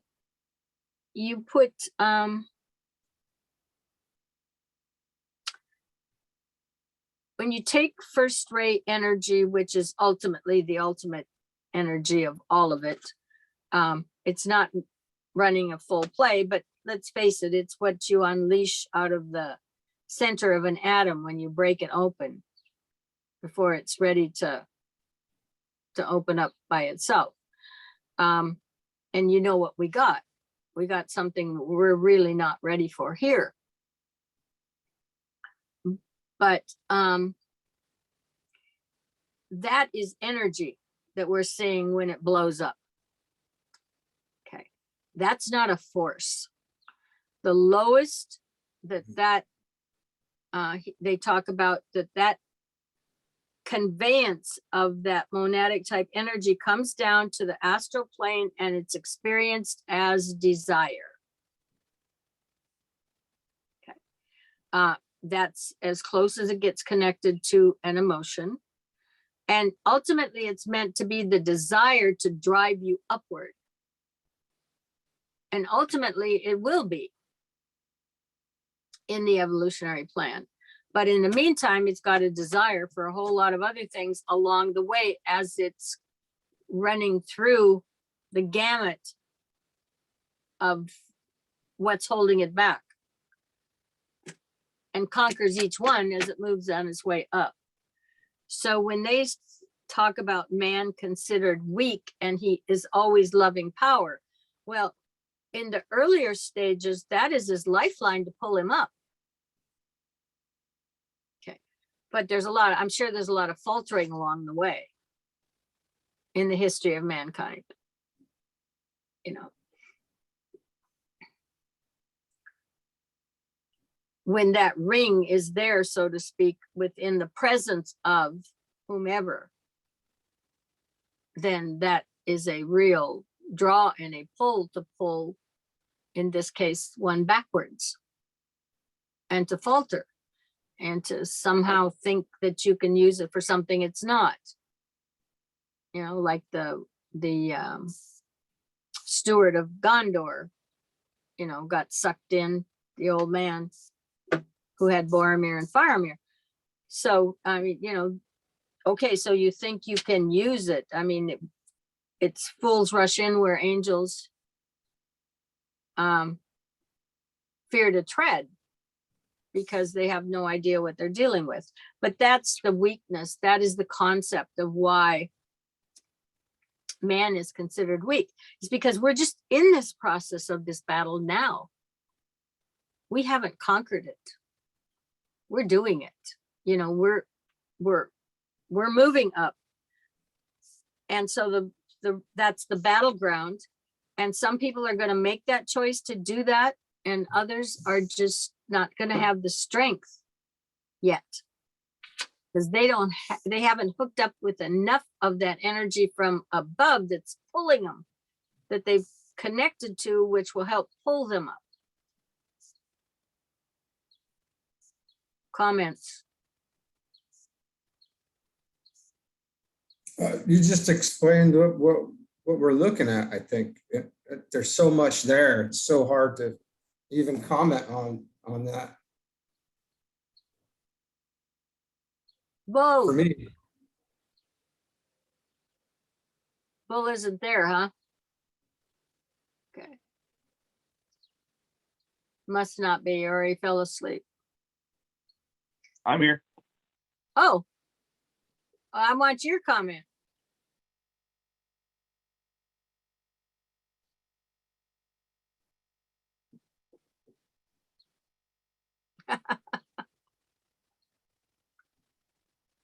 I'm not hearing you.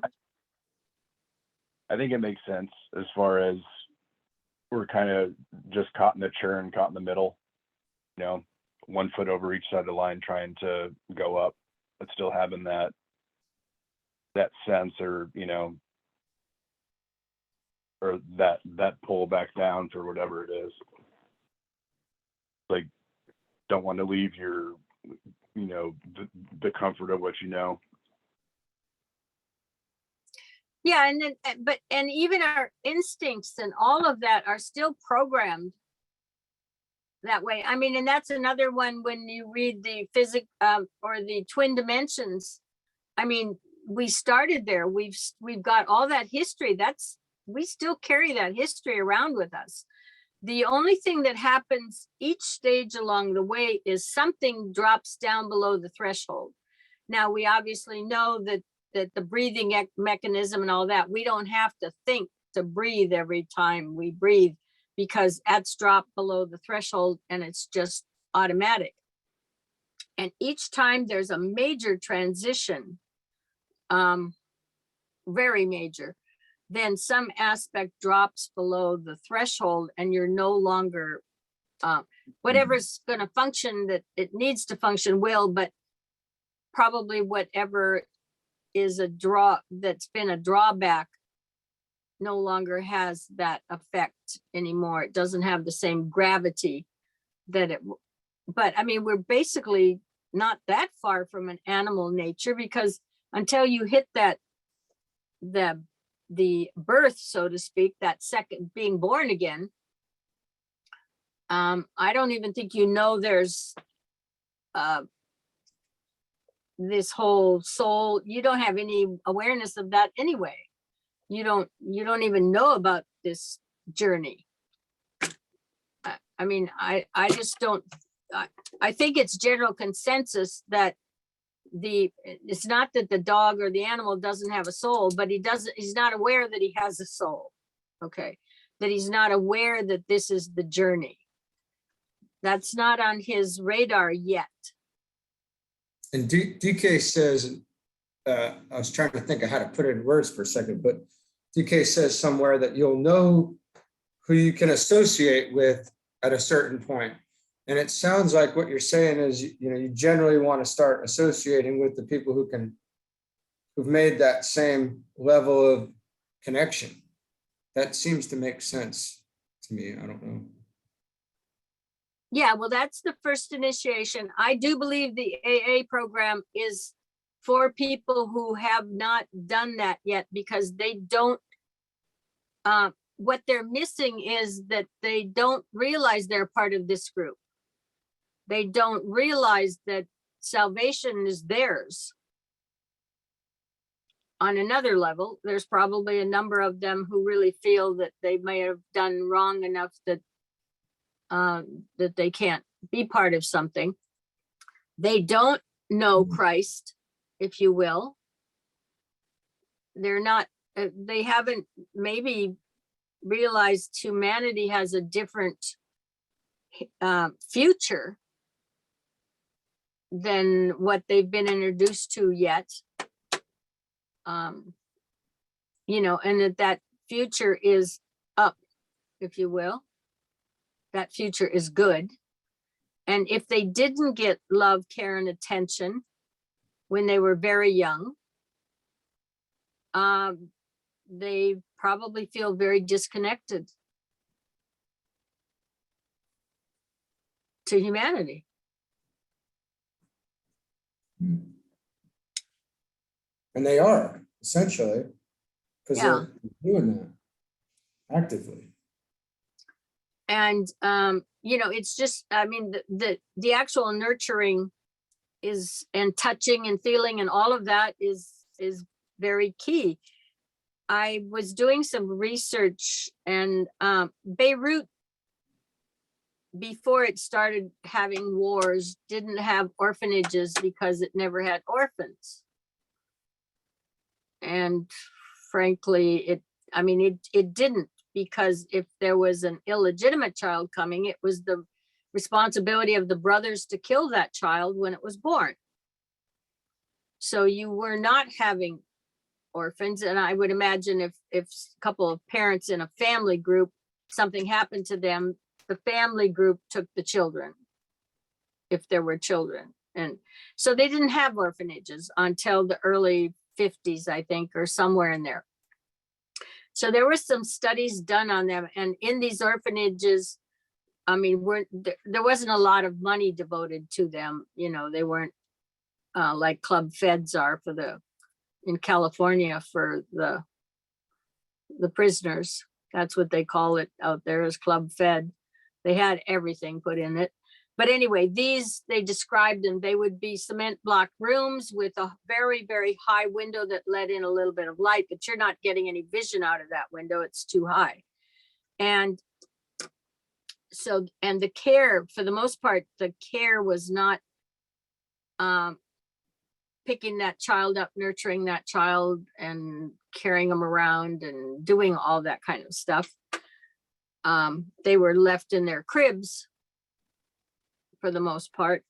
And then when it got to a point where there actually were some kids who were there who were old enough to start taking care of the other kids, then that's where the care came from in terms of interacting with them. So, and of course, males are preference to females in that society, especially probably, I don't know if it's changed now, but it certainly hadn't back in the 50s and the 60s. So the IQ, they evaluated the IQ on these guys. Boys had 70 and the girls had 50.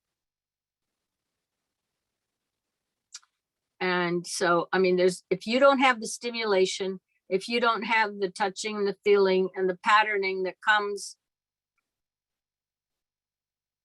at an early age, you're not going to feel part of a group because you didn't get introduced to a part of the group. makes a big difference. So when you want to talk about being born again, there's a significant factor right there between, first of all, animal man moving into understanding that he is human and has a different future, or actually even has a future other than to live and to die. You know, that's a big transition.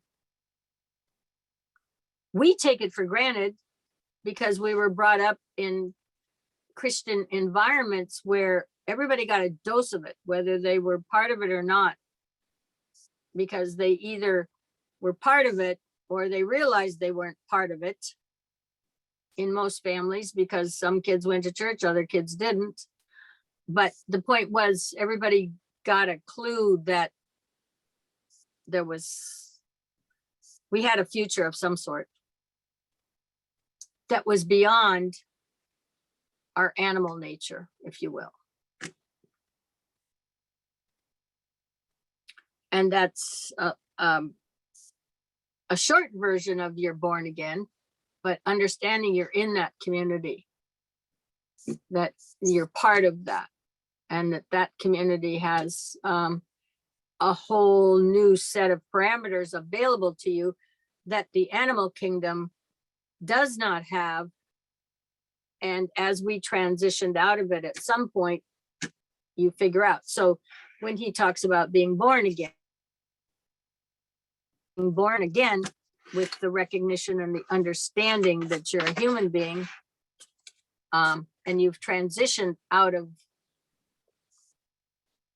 the gradual transmission of going from animal state to man, and you're consciously aware of it. And then you learn more about it, of course, as you move into that realm of being born again, and that consciousness will eventually open up to you. Might be slow, nothing wrong with it being slow, but that prior to that, I mean, you are animal still in terms of consciousness early on, and we're, for the most part, we should be pretty much out of that at this point in time.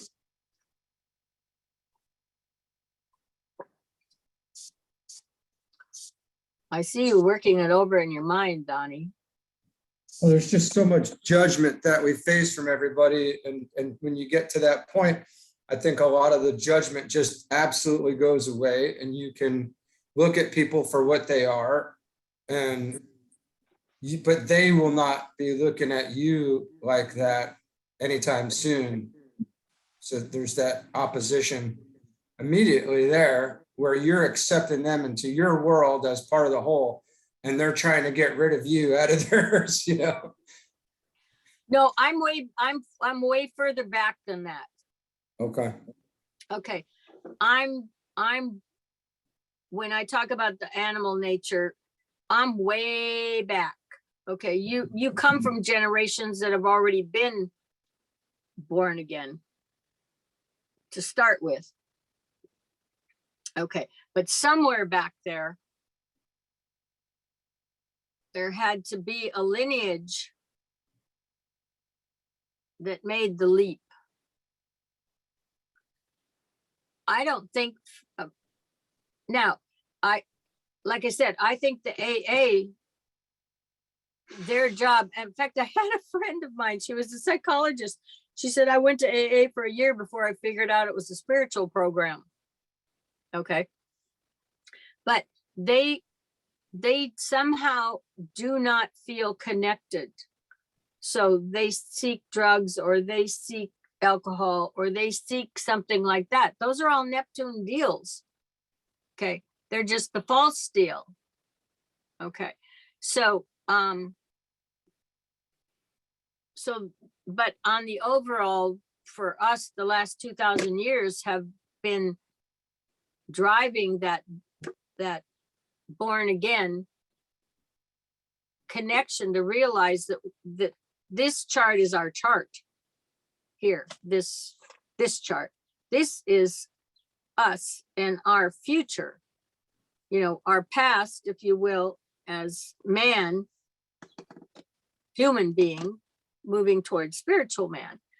But prior to that, I mean, let's face it, but Lemuria was the first time when the divine, the mental got connected with some of the animal creatures to make the very early transition. But you're still, I mean, you're dealing with an animal at that point in time. And you gave him a little bit of a brain. And evidently that wasn't real good, whatever transpired, because Lemuria went down and out. DK says it, first of all, had the volcano, which then sunk the island into the sea. So the flood was Noah, where I would expect, again, the animal nature and the not coming into the spiritual kingdom or wanting to work towards the spiritual kingdom gained more strength than whomever the powers that were to be were going to be able to go forward with. In other words, it would have been a defeatist realm. And if you give that animal nature more power, but no more evolution, well, I mean, isn't that what the flood was all about? Was getting rid of the wicked or something like that? Saving, what was Noah doing? Noah was chosen because, not just because he could count 1 and 1 is 2 and get them on the ark. Okay. So this has been a battle we've been going through for a long time. And we're just, you know, obviously there's some advancement every time because we are where we're at right now. And some of, I mean, some of whatever is going on in this planet right now isn't too far from the past, you know, or that they've regressed, or it's become more apparent and it was always in the background. I don't know what any of those were, but we're still working on this battle. So you've got to be, that born again is that you now understand and recognize you're in this kingdom and you are going to go through this trajectory of consciousness and growth and development on this planet, because that you now understand the program of the planet. This amount of it, at least, whatever's on this chart. And and what have we got? We've got a certain number of people on this planet who say, I don't want to go anywhere. I want to live forever. And I'm going to do it this round. You know, I've figured out how to be able to do that now, is live forever, but I don't want to go incarnate. I don't want to evolve. I don't want to go up there. I want to put myself in park right here. I'm happy with this level of the journey. And this is where I'm going to figure it out. Now, they obviously did not read the Bailey books because the one thing that is said, and I think probably Blavatsky said it first, but it's certainly said in the early Bailey works, which were closer to the Blavatsky because it was making that transition, is that this planet, this solar system is not a place. In other words, the weary pilgrim is what they call it, gets through this, working through this whole chart on the way up, but doesn't get to stay here. In other words, there is no, I don't know the exact word he uses. This is just a temporary stay. You're working your way through here, but you're not going to be allowed to evolve on this planet and stay on this planet forever. That's not what this planet is for. you eventually going to move on. But there's no permanent place here. Okay. And when you get to initiation 6, that's the decision. Where are you going? They give you a choice, although the choice is expanded over even the years that they've been talking about here. But you know, now you look at the you know how these travel books are for the airlines, and you got your choices of where you want to go if you're going to book a trip. Well, principally, you got the same thing there. You can look at it in the back part of raise and initiations. Look at, just get in the index and look initiation 6 up and read the different elucidations of it from different viewpoints, and you find out they're really giving you this, you know, a nice brochure, so to speak. Okay, now do you want to go here, here, here, here? You can choose anyone you want, but you can't stay. So that's basically what it says in a nutshell. You don't have to go home, but you can't stay here. Right. Well, there ain't no home. Your home is somewhere in the future. So, yeah. So, and you have no clue. You don't get all the pictures and all of that of the places either. In other words, you know, you don't understand what your accommodations are going to be or anything else. It's the unknown. You're going into the unknown. Choose wisely. Yeah, right. Try. Now, the irony is, they'll say you don't ever choose unwisely. So, but then you read about the Buddha who chose such and such or something, whatever it was, and that really wasn't the place he was supposed to go. So eventually he's going to go wherever that was. And I think there's at least one more they make reference to that way. In other words, your choice is going to be absolutely the correct one, but this guy didn't make that one, and that guy historically didn't, but they will eventually get wherever they're going. And so anyway, so much for that. But enjoy the journey while you're here is what, you know, I mean, it's work. I mean, that is and the further up you get up this chart, the more, I would say the more serious you get and the more responsible you get to understanding there's work to be done. You know, for the most part, down on the bottom there, I don't think you really understand that. I mean, and like I said, the soul decides you need to incarnate because it needs some experiences. But in the early ranges of that, from what I understand, it doesn't look your direction at all. Has no interest in what you're doing. You're just there to rack up the experiences and the vibrations and the patterns or whatever that you're supposed to be racking up before it can even consider you, much less entertain you. And it's really not going to have any interaction with you until you come knocking at its door, because you've worked your way up and built wherever the little missing link is, whatever that little bridge is going to be. You've built the anacorona to bridge over it, and you figured it out. So, And that's kind of built in, I assume that's just part of it. But it seems to me, and I'm sure these other guys, that or those of us who actually wanted to serve the country selflessly, there's others that just are doing it for benefits or whatever. But it seems like it's built into us to want to serve.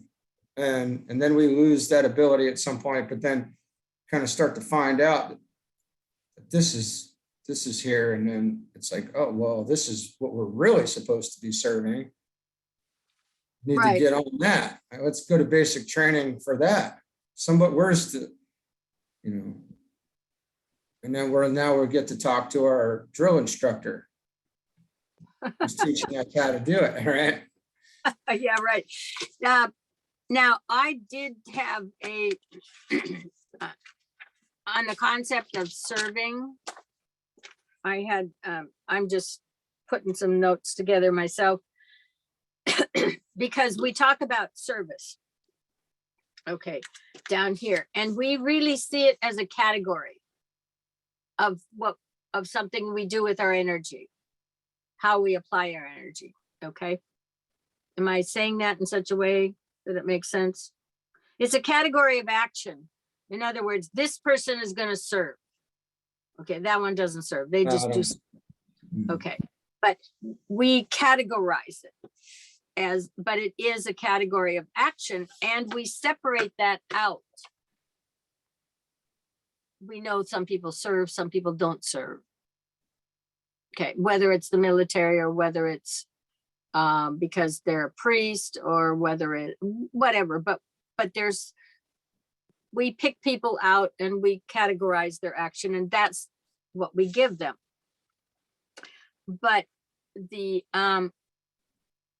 important thing to understand is that as you move up this chart and as you incorporate those other bodies into your consciousness, like linked to the spiritual triad, so on and so forth, all of that information, that energy, that is your being, that is your expression of what you are. Other people identify it as service, but for the individual who is moving up here, this is not parsed out as something separate. The service is your nature, and the nature of who you become, the people down lower below describe as service, because for them, with smaller measures of it down here, they've just categorized it because it's a limited experience.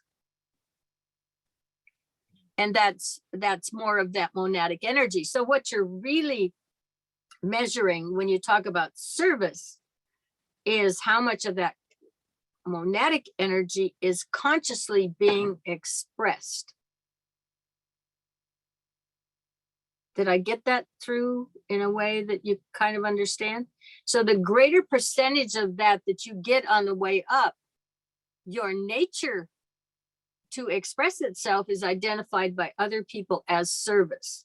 But for you, it is your existence. It is your expression of the energy that you are. Right. So there isn't any other way. I mean, you get to the top of this, let's say that whomever does what we would identify as service, they have no other way to express themselves because they're 100% that energy that we identify as service. They don't see it as service. They see it as their being. And this is the expression of their being.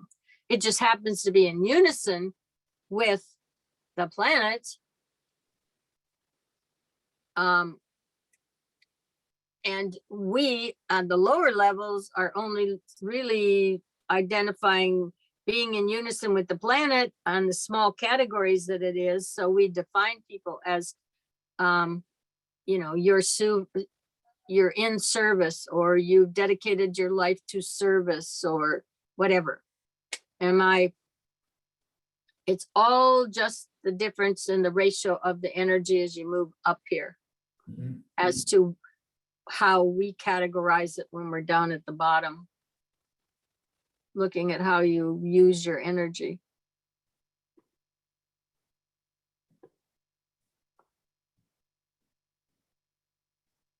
So,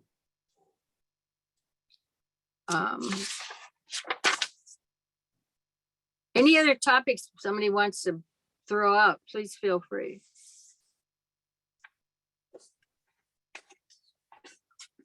Melinda's been quiet. She's painting, isn't she? Huh? I gotta hop off. I gotta go do an Easter egg hunt. All right. I got Yeah, to I finish this think cooking it- here. I'm in the middle of stuffing a chicken with my with butter and seasoning. Well, we're an hour and 15 over what we said we were gonna do anyway. So Oh, That's are what we do best. Also, I was taking notes and drawing pictures. I have Oh, notes. Okay. Oh, yeah, I I didn't have realize. notes we're over. and doodles. Happy Easter, y'all. Happy Easter, Happy everybody. Easter. Easter, You too. everybody. Happy Take care, Easter. Frank. Take care, Bull. Okay. Yeah, I guess we can probably wrap it up. Yeah, we probably should. I didn't realize we were that far over. But that means we're my having. drawings good help discussion. me figure out where I'm supposed to be. I'm making a bridge right now. I need, you need some colored, you need rainbow on there. Oh, that's on some of my other notes. That bridge is white. That the energy you use to build that bridge, when you see it in your head, it's white. It's white. In other words, that golden thread that makes who you are, in the etheric, that is gold. But that bridge is built with, that energy is white when you see it in the etheric. Yeah. Well, it's white right now. Yep. Just leave it that way. Yeah. With my little Did not know physical, that. I had not my heard little that. physical self floating underneath it. Hey, Tom, Carla. Yeah, I Yeah. just have a quick question because you just mentioned the golden thread again, and earlier you mentioned, and I didn't catch it, something about the golden thread when it snips that can be your indicator that that's kind of your time to cross over. What can you Yeah, it's, explain that again? remember where that, I remember it talking about it. I don't remember exactly where it was seen because it was years and years ago. But, and it might have then been referred to as a silver thread. But in other words, I think there was somewhere in some of the, and I don't know that it was the Bailey stuff, it might have been elsewhere.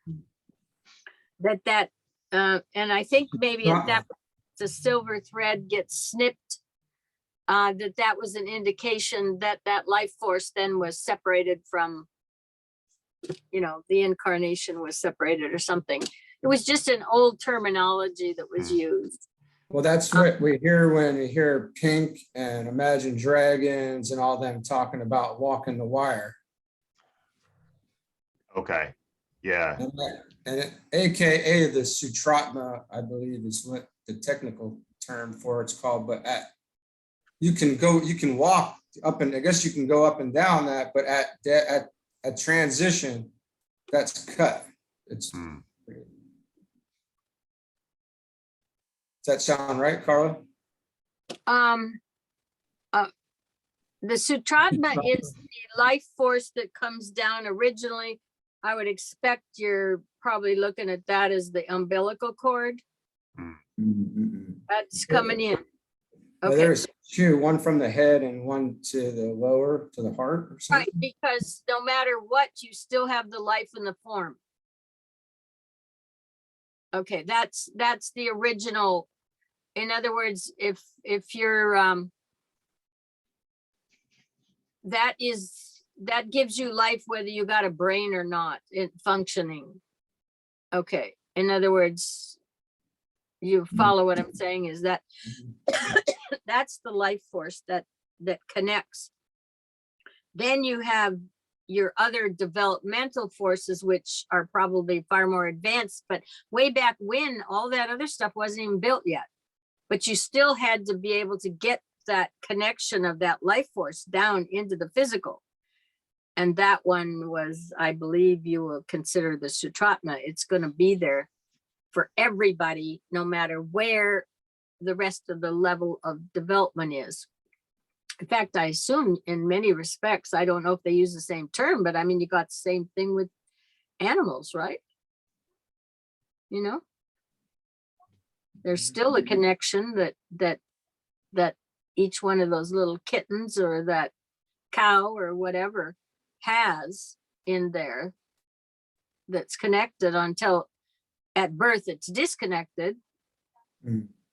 And All it kind of, sentient beings, I guess, right? probably. Well, yeah, I guess there's a certain degree of sentiency for everything, but not the awareness and consciousness that we have. Different gradations of it. Anyway, that's something for you to look up. They're building a stairway to heaven. Yeah, right. Such a good song. What distance between each step in your stairway? You're like hanging off the edge of each step. I'd be Like sliding the down a cat, guardrail. the cat in the poster that's like on the wall with spaghetti on its head. It's just hanging there. Just hanging there. Take that stairway to heaven, and I want to slide down the banister back Yeah. and see how fast I can go. And then get your face on the door. That's what my kid did. Bloody nose. Yeah. It's- The thing about it is I was, and again, I have not visited the metaverse of Facebook or something, but I'm seeing that it doesn't seem like they are having the success they wanted with it. Okay. In use or whatever. But if you create a world like that, where humans are supposed to interact with whatever's there and so on and so forth, it's not built with any real energy or vitality. The real dynamic energy that we interact with as individuals to each other in this world and on this planet, in this realm of consciousness that's been created by the union of spirit and matter, has life. Dynamic life. I doubt that you can build a metaverse in a computer and have that. Yeah, it's powered. Anybody can cut that off at any point in time. The what? It's computerized, so it's it's powered by electricity, so anybody could cut that off at any time and it'd be done. So it's not. But that's not what I mean. What I'm saying okay. is the real essence of the spirit, that divine spark of that monadic energy, is in everything that's being created. Oh. Our solar system. Mm-hmm. Okay, so there's life there. There's real vital energy that's in every one of us. Okay, and it's in the plants, and it's in the trees, and it's in the rocks. It's in all of that. And so we live in this world and we interact with it. You create a computerized world with all the bells and whistles and blah, blah, blah. You want to try to get somebody excited or interested or feel they're entertained or something. It doesn't have that life. That divine spark is not there in that world they've created. I'm gonna throw this out there just because this is what I thought of about the metaverse and the fact that they're not being very successful yet. It seems like if you look at these young generations and these kids are playing these games, Minecraft, Roblox, all these other interactive online games, the transition would be pretty easy for a big corporation, that runs something like that, to make it necessary that you go through the metaverse portal to check in to get to where you're going. And it's almost like they could gobble up industry and gaming and all of the online things and make it kind of all fall into one. Like, well, if you want to get in there, you have to go through here, pretty much. I don't- Well, they it's probably just would like to maybe an do that. abstract thought, but Yeah, but they probably would like to do that. But the point I'm making is if they're not having the success with it, then the people aren't having the fun. The people aren't having an energized experience that is doing much for them. And I'm wondering if it's just simply because I don't know what they're offering. Well, I think that's part of the issue, because if it was kind of foreseen for whoever's creating it, you know, Mark Zuckerberg or whatever, that this is like a different an alternate way to get there. What we're really seeing is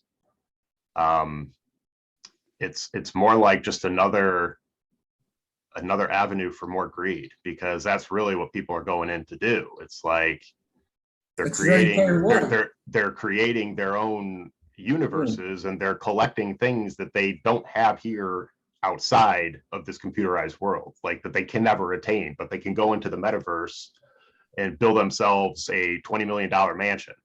Next to And Snoop Dogg. right, and they're leveraging ways that people can actually go into these metaverses and make money. So it's turning into just another point of greed, really.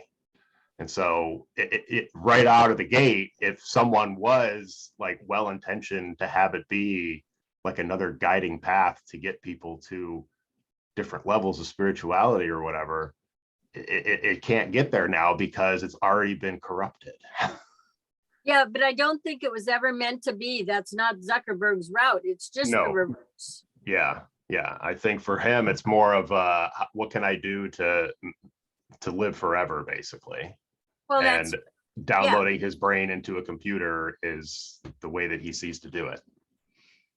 yeah, I mean, that's what he sees for himself, but that's not what he's offering anybody else either. Because there's no autonomy in that for anybody else. You know, that's where you're supposed to be just controlled, I think, and kind of parked. But the point I'm making is you can't live in a world that doesn't have that divine energy in the makeup of everything around it. We take it for granted because that's what we are. And that's the world we live in. And that's what this planet is about. It is something that the choices, it appears, of people who would like to control this planet don't factor in, because they don't want anything to do with that. Okay, because what they want to do is the antithesis of the direction that this planet is go to evolve. Mhm. So it's like trying to bake a loaf of bread, but you're not going to put any yeast in there.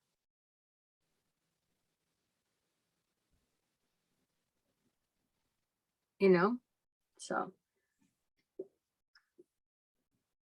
things like that don't survive. And I mean, they're not vital. The vitality's not there. So we'll see. I mean, you know, you can get up into some of these realms to see how see things are put together. And that's all great. And you might be seeing it correctly, but if you're missing some of the ingredients and you're missing some of the basics, you can try it, but it's not going to come out the way you anticipate because you don't know what you're doing.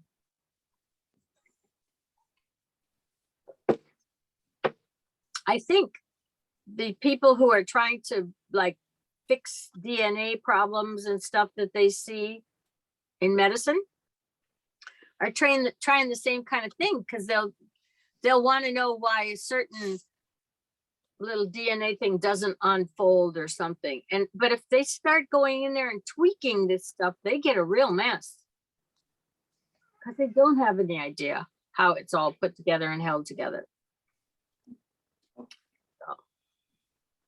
Well, I gotta go. All right, it was great to see you, and I want to see it. Seeing you guys. So how's your schedule? Are you gonna have some free Sundays now to join us? Coming up, yeah, soon it'll be Good. especially like school's almost out, like we're in the final countdown. So hopefully we'll have a couple extra weeks of vacation because he got all his work done. Yeah. So I'm excited.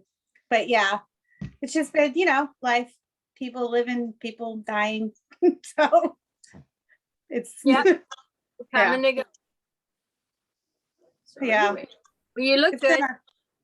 a lot of transitions this year. People taking off to the next party. That's right. Yeah. Like, golly. I probably could do like one a year, but like 4 or 5 people going all in one year. I'm like, dude, you guys need to chill. Everybody don't have to leave at once. Right? Right. Yeah, it's good. No worries. Everybody's dealing with it in their own special way. So Yeah, that's the way it works. yeah, I think we're lucky. Like my mother-in-law's father or husband is the one that just passed, but because she deals with death every day, and we all just basically deal with that every day, it was like easier than like when you see other families dealing with death and they're completely freaking out. Like it wasn't like that. It was really chill, and yeah, like it sucks, but we're just like, okay, all right. Like, what's Yeah. next? Yeah, it's weird. I don't know. It's like, we're so weird. Our family is so weird. Like, I'm like, dude, I'm almost positive like it's not normal how we deal with shit. But Well, maybe you're one of the leaders. I don't know. I don't know about that, but I'll do my best. I'll do my very best. The old college try. Yep, exactly. Well, I don't know. I didn't do that good in college, so maybe we'll do. Maybe I'll do. You still better gave than it the that. college try though, right? I went to LSU. Does that tell you anything else? So you partied a I lot. college tried a lot of alcohol is what I did. I did a little bit of painting and a lot of drinking, and that's it. So, but yeah, I don't know. I was looking into becoming a death doula. So we'll see. I always thought that was really interesting. Just helping people transition. Mm-hmm. Yeah, super interesting. I was like, wow, that's really cool. Because of the way that we all deal with death in our country is it's so sad. The way that we treat people that are dying, the way that like all of that, it's super sad. When it should be like, really, it should be a celebration of their life and like the time that you've had together and like all of that. The fact that they're transitioning to like the They're next graduating. Yeah. Yeah, like, yeah. Or you're being released. Huh? You're being released. Yeah, exactly. Yeah. You're Yeah. Choose And your it's source. so hard because you have that attachment, like you love that, you love it's a loved one. So it's like you don't want to let them go, but at the same time, it's like they're gonna go. So you have to be able to celebrate that with them and make it comfortable because it's the only time you're ever gonna die, like from this life, And so a lot of times people are so scared when they're making that transition instead of like, because that's how it's set up to be. It's like a freaky, and a lot of times people end up transitioning alone. Their family, like, they're always like in a hospital, and then the hospital has all these stringent rules, and like, it's crazy. But with death doulas, it's like this whole, like, I don't know, it's beautiful. It's really, really beautiful when you look into it. So, but I just think, I don't know, I've always found that very interesting. Very weird. And I like it. No, DK talks about that. You're exactly right on the way he explains it too. So. Oh, really? Yeah. One of the first ones I think was Elizabeth Kubler-Ross that started breaking that out in probably the 70s and the 80s. And then she dealt with on death and dying and made a transition that's now a lot easier for people to deal with, because before it was confronting it, confronting death. I mean, it was just, I mean, we don't want to talk about that. We don't, kind of thing. I mean, my dad didn't write a will, and which is no real big deal because things were going to fall the way they were going to fall anyway. But I said to my sister, I said, yeah, I know why he didn't, because then he thought he would die sooner. And she said, yeah, that's right. So for him, that was like a superstitious thing. Okay, if I make my will, then, I can go. I can hang in here as long as possible because there's a relative unknown issue. But I mean, it wouldn't have changed anything in terms of the law. The law has its rules, and it was going to go. He would have done the same thing as the law. So he knew that, but it was just, well, I'm not going to tempt fate, kind of thing by having a will. Yeah. So I don't know. My kid's like, I'm gonna play this song after you die. I'm gonna play this song for you. I'm like, all right, cool. He like has all these things like that he's gonna do for me when I'm like ready to go. I'm like, thanks, man. do this send off. Yeah, he's like planning this huge party for me. I'm like, all right, let's do it. Like, let's have a good time. Yeah. He's really good with death. Weird. It's like, I think because I've been talking to him about it since he was little. With even with our animals, and then with people that are passing. Like, he even went to Bull's dad's memorial and was just like, yeah, it's cool. I get it. I was like, all right. Like, was gonna ask me, okay? Like, do you understand what's going on? He's like, oh yeah. He's like, he became one with the force. And I was like, all right, cool. You got it. Yeah. I remember I got sick and my cat died, who I was my best friend, this cat. And she passed while I was sick, and the door had been closed, so she couldn't get into me. So I was coming out of my sickness, and I had actually been able to get out of the bed and open the door, and she was there, and I was so upset. And he was little, had no idea. He was little, and he goes, it's okay, Mama. Now she's a force kitty. She's with the force. And I was like, oh my God, who are you? You are so freaking smart. But he just I don't know. I was like, God, and it's funny, earlier you were talking about how when we're kids, it's easier for us to connect to the spirit and the other realms and stuff. Because ever since he was a kid, I've heard him having conversations where I've walked in, I'm like, who are you talking to? He's like, nobody. And I'm like, okay. Or I've watched him, you see cats looking at little dust motes floating around. I've watched him do that. I'm like, what are you doing? But as he's gotten older, he does it less and less. It's so sad. I'm like, oh, I like it listening to you have those little quiet conversations with whoever it is you're talking to. But they probably need to separate from that and ground in here. Yeah, that's what he's doing. Yeah. Because they got to do this world. That's what they're here for. Yeah. But when he was a kid, man, that was cute. It was so cute. But on another note, I mean, I've seen people who have a memory of a past life, and they might run into somebody who was in that memory, was the other party. And that could really mess up your life here. Oh, really? Oh, yeah. What? Yeah, because if it was something positive, then you're torn between that and wanting to relive that and dealing with got now. Yeah. Yeah, no, it's like having all these radio stations going at the same time in your head. And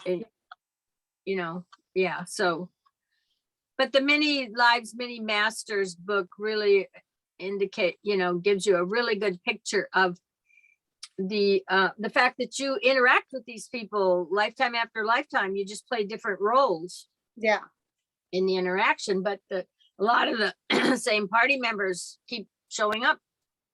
I forget where I read that. I read that somewhere a long time ago about how you're still interacting with the same group. It's just a different and the Brian Weiss, or whatever.